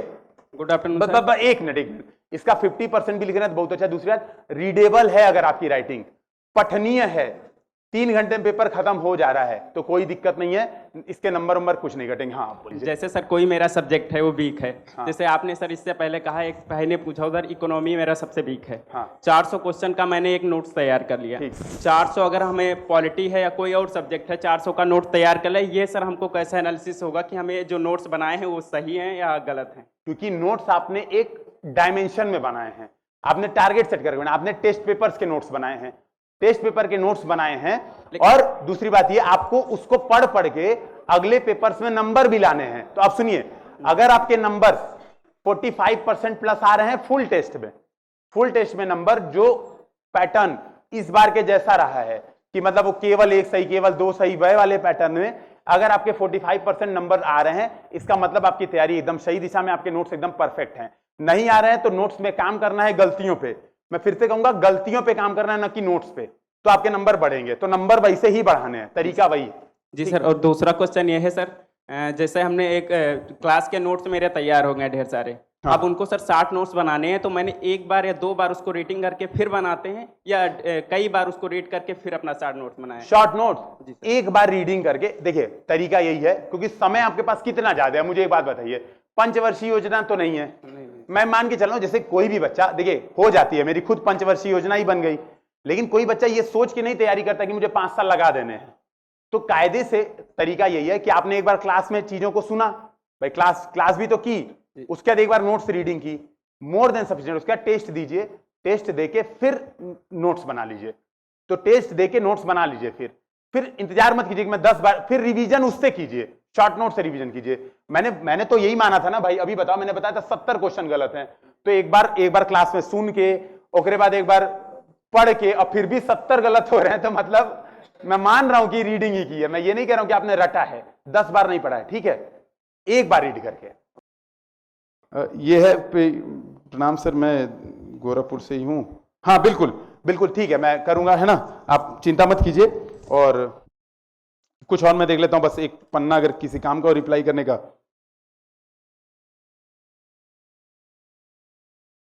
देखिए, प्रयागराज में तो अभी मैं रुकने वाला हूं नहीं, अभी तो मैं तुरंत यहां से निकलूंगा।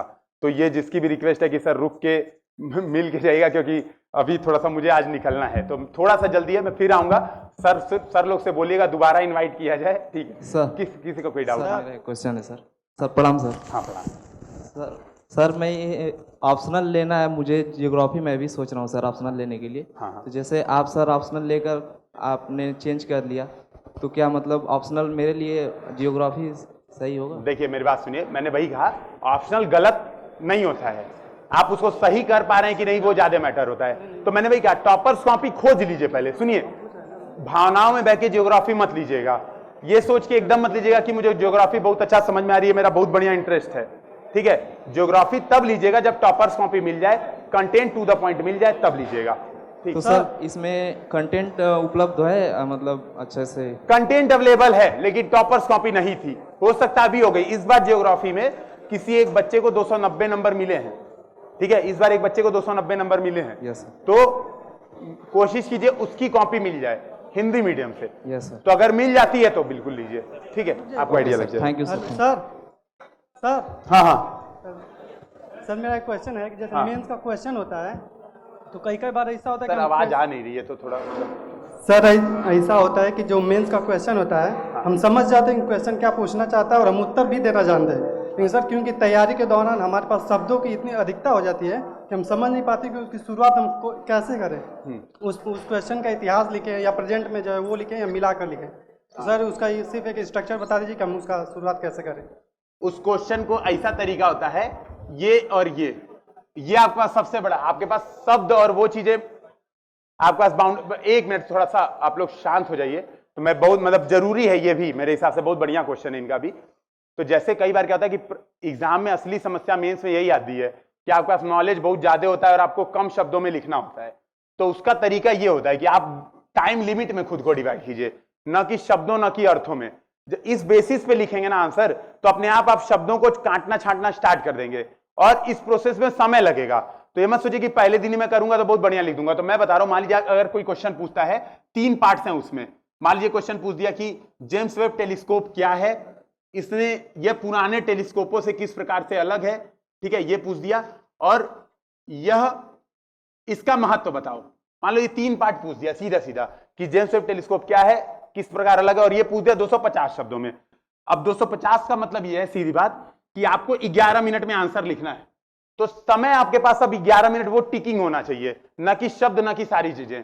तो 3 पार्ट्स हैं, तो 3 पार्ट्स का मतलब 3.5 मिनट आपको पर पार्ट पे देना है, आधा मिनट प्रश्न पढ़ने पे। तो अगर आप कायदे से देखेंगे ना तो 3 मिनट 10 सेकंड आपको पर पार्ट लिखने को मिलेगा। बाकी इंट्रोडक्शन और कंक्लूजन और क्वेश्चन पढ़ने में चला जाएगा। ठीक है, तो बाकी समय उसमें चला जाएगा। तो आप कोशिश करिए पहला पार्ट इतने मिनट में खत्म हो, ना कि मैं शब्द लिख रहा हूं, नहीं, पहला पार्ट के जितने आए हैं इतने मिनट में खत्म। और दूसरी बात, कोशिश कीजिए चीजों को पॉइंट्स फॉर्मेट में बताने की, न कि पैराग्राफ। तो आप इस पे प्रैक्टिस करेंगे तो मैनेज हो जाएगी। आप ठीक है। देखिए एक चीज है, जैसे एक क्वेश्चन आएगी, सर फैमिली सपोर्ट ना करे तो अपने आप को इमोशनली फाइनेंशियली कैसे स्टेबल करें। बात यह है कि देखिए फैमिली सपोर्ट नहीं करेगी तो थोड़ा सा समय एक्स्ट्रा लगेगा। तो जिसके साथ भी ये प्रॉब्लम है, अगर फैमिली सपोर्ट नहीं कर रही है तो थोड़ा एक्स्ट्रा लगेगा समय, क्योंकि आपका कुछ एनर्जी उस सपोर्ट से बचने में चला जाएगा। मतलब समझ रहे, जैसे एक हो रहा है कि आपको फैमिली सपोर्ट कर रही है, तो सपोर्ट कर रही है तो आपकी अच्छी खासी पॉजिटिव एनर्जी आपको आ रही है, कुछ एनर्जी आपको वहां से बचने में चला जाएगा। अब रही बात इमोशनली सपोर्ट के लिए 1-2 दोस्त बना सकते हैं, ठीक ठाक, जो मैंने वही कहा जिससे आप बातों को शेयर कर सकते हैं। और फाइनेंशियल सपोर्ट के लिए कुछ छोटा मोटा काम कब करना चाहिए ये भी मैं बता दे रहा हूं। एटलीस्ट 1 साल की प्रिपरेशन के बाद, एक अटेम्प्ट पूरा दम लगा के देने के बाद आपको लगता है कि आप फाइनेंशियली कमजोर हैं और आपको फैमिली सपोर्ट नहीं कर रही है, तब आप कुछ पार्ट टाइम काम कर सकते हैं, कंटेंट राइटिंग या जो भी छोटा मोटा काम, आप ऑनलाइन बहुत सारे टाइपिंग, छोटे मोटे काम, जिससे केवल और केवल आपका खर्चा चल जाए। ये भी नहीं कि हम करोड़पति बन जाए, चाहे रेंज रोवर खरीदनी है, ये सब टारगेट मत रख के खर्चा चलाने भर का टारगेट रखना चाहिए। ठीक है, अब जल्दी जल्दी क्वेश्चन समाप्त किए जाएं। ठीक है सर, लेट तो नहीं हो रहा है, अभी है ना समय, बस ठीक है। तैयारी करने का सही समय क्या है? सुबह 4 बजे से लेके शाम को 10 बजे तक, ये पूछा गया है। नहीं, मैं समझ गया, ये इनको ये पूछा है कि ग्रेजुएशन के बाद कर लें कि ग्रेजुएशन से पहले कर लें। देखिए ग्रेजुएशन के साथ तैयारी कर सकते हैं, मैंने वही कहा कि तैयारी बर्डन ना बने। तो अगर मान लो आप ग्रेजुएशन के फर्स्ट ईयर में और तैयारी स्टार्ट कर दिए हैं, तो इस बात का बहुत ध्यान में रखना है कि आपको अभी 4 साल तो ग्रेजुएशन करना है, उसके बाद एग्जाम अपीयर हो पाएंगे। तो 4 साल में ऐसा ना हो जाए कि प्रोसेस आपके लिए बर्डन बन जाए और आप पगला जाएं एकदम। तो जब स्टार्ट कर रहे हैं ग्रेजुएशन के साथ ही, तो एकदम स्लो पेस में धीरे धीरे, मैंने वही कहा लर्निंग कर्व ये हो और स्लो हो, लेकिन इस तरह से जाए। ठीक है, तो यहां पे धीरे धीरे, ये धीरे धीरे स्लोप और थोड़ा नीचे कर दीजिए, धीरे धीरे तैयारी कीजिए। ठीक है, ना कि एक ही बार में सोचिए हम एक ही साल में सब खत्म कर देंगे, नहीं, तो प्रॉपर स्टार्ट कीजिए। और रही बात दिल्ली जाना जरूरी है, ये तो मैं कतई नहीं मानता हूं, ठीक है, मतलब आप घर से भी कर सकते हैं, बस चीजें अवेलेबल हैं, सब ऑनलाइन, आजकल कोचिंग भी सारी ऑनलाइन है ना, तो कोई जरूरी नहीं है दिल्ली जाना। फिर एनसीईआरटी का कितना इंपॉर्टेंस है, हाँ दिल्ली वाला ये जरूरी है कि माहौल है, तो देखिए कंपटीशन का माहौल है। जैसे इस बार भी मैं बात कर रहा था तो सर ने यही कहा कि अगर तुम प्रीलिम्स के बाद दिल्ली आ जाते तो शायद 30-40 नंबर तुम्हारे और बढ़ जाते। मुझे लगा सर पॉल्यूशन में मेरा उतना नंबर और खराब हो जाता। फिर एनसीईआरटी का कितना इंपॉर्टेंस है, तो मेरे हिसाब से उतना ही इंपॉर्टेंट है एनसीईआरटी जितना पर्ची पे मुझे लग रहा है नोट मिल रहे हैं सारे 500-500 2-2 के, ठीक है, बिल्कुल सब, बिल्कुल सब मैं बता रहा हूं। देखिए पहली बात एनसीईआरटी का इतना, अब मैं लाइन से इनके आंसर दे देता हूं और क्वेश्चन पे क्वेश्चन आए जा रहे हैं, ठीक है, हाँ है ना, तो ये अब आप लोग की जिम्मेदारी है सर, आप लोग देख लीजिए, मतलब मुझे आप बोलेंगे तो मैं शाम तक यहाँ पे बोलता रहूंगा, मुझे कोई दिक्कत नहीं है, ठीक है, लेकिन अब आप लोग को देखना है इसको। तो एनसीईआरटी का कितना इंपॉर्टेंट है, तो वैसा ही है जैसा एक घर बना रहे हैं तो नींव, तो जितनी मजबूत नींव होती है उतना बढ़िया सुंदर डिजाइनदार घर बनता है, तो एनसीईआरटी उतना ही महत्वपूर्ण है, ठीक है। तो ये हो गया, अगर हमको प्रिपरेशन स्टार्ट करना है तो एनसीईआरटी से ही करनी चाहिए, बिल्कुल एनसीईआरटी के अलावा कोई चीज स्टार्ट में नहीं करनी चाहिए और केवल एनसीईआरटी रीड करनी चाहिए, ठीक है। फैमिली वाला हो गया, तैयारी करने का सही समय ये भी हो गया। सर टॉपर भी आईएएस आईपीएस बनते हैं, फेलियर भी, उनमें क्या चीज कॉमन है, यूपीएससी की डिमांड ये है सततता, निरंतरता, ठीक है, और धैर्य बहुत ज्यादा जरूरी है। यूपीएससी में ना कोई टॉपर होता है ना कोई फेलियर होता है, ये बात समझिएगा। जो धैर्य के साथ अपने अटेम्प्ट देता है, घबराता नहीं है और अंदर से ये विश्वास रखता है कि आज नहीं कल सिलेक्शन होगा, तो वो सफल हो जाता है। आप देखेंगे आईआईटीएन भी सिलेक्शन ले रहे हैं और एक सिंपल ग्रेजुएट जो नॉर्मल कॉलेज से पढ़ा हुआ है वो भी सिलेक्शन ले रहा है। दोनों में कॉमन यही है एटीट्यूड का। एथिक्स में आप लोग पढ़ेंगे ना, एटीट्यूड और एप्टीट्यूड दो चीज होती है। एप्टीट्यूड क्या चीज होती है, आपके अंदर की वो संभावना है जिसको प्रशिक्षण के माध्यम से किसी फील्ड में आपको सही सफल बनाया जा सकता है, और एटीट्यूड होता है चीजों को देखने का नजरिया।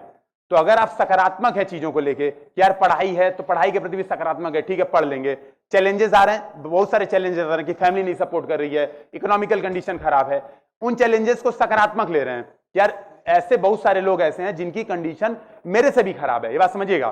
तो जब आपका चैलेंज आए ना, जब आपको लगे कि आप बहुत बड़ी प्रॉब्लम है, तो अपने बगल के उस व्यक्ति को देखिए जो आपसे बड़ी प्रॉब्लम में है, तो आपकी प्रॉब्लम कम हो जाएगी, ठीक है। तो ये बात समझिएगा। तो कॉमन यही चीज है कि चैलेंजेस को निपट लेते हैं आराम से, ठीक है, और सकारात्मक एटीट्यूड के साथ तैयारी करते हैं। तो मेरे हिसाब से ये कॉमन चीज है। बाकी सर तो के भोजपुरी आवेला कि नहीं, हमार हाल एकदम ठीक बा, ठीक ना। दिल्ली में रहना कितना चुनौतीपूर्ण है, डिस्ट्रैक्शन से कैसे बचें। अच्छा, ऑप्शनल हिंदी और हिस्ट्री में कॉमन इंटरेस्ट होने पर हिंदी मीडियम के लिए क्या सही रहेगा। देखिए अगर ऑप्शनल हिस्ट्री और हिंदी में दोनों में इंटरेस्ट है तो मेरे हिसाब से हिंदी मीडियम के लिए खुश रहिए, ठीक है। 12वीं पास किए हैं, अरे क्या बात है। तो मेरी बात समझिए, हिस्ट्री और हिंदी दोनों में इंटरेस्ट है तो मेरे हिसाब से हिंदी साहित्य फिर ले लीजिए, ज्यादा बेनिफिशियल रहेगा, क्योंकि कंटेंट सारी चीजें अवेलेबल हैं, प्रॉपर कॉपी बढ़िया से अवेलेबल हो जाती हैं, वैरायटी ऑफ कॉपीज अवेलेबल हो जाती हैं, ठीक है। तो तब तो यही है। बुक लिस्ट तो बताया ही जाता है भाई, एनसीईआरटी और सर लोग ने बताई होगी यहाँ पे बुक लिस्ट, ठीक है। हाँ हाँ हाँ हाँ,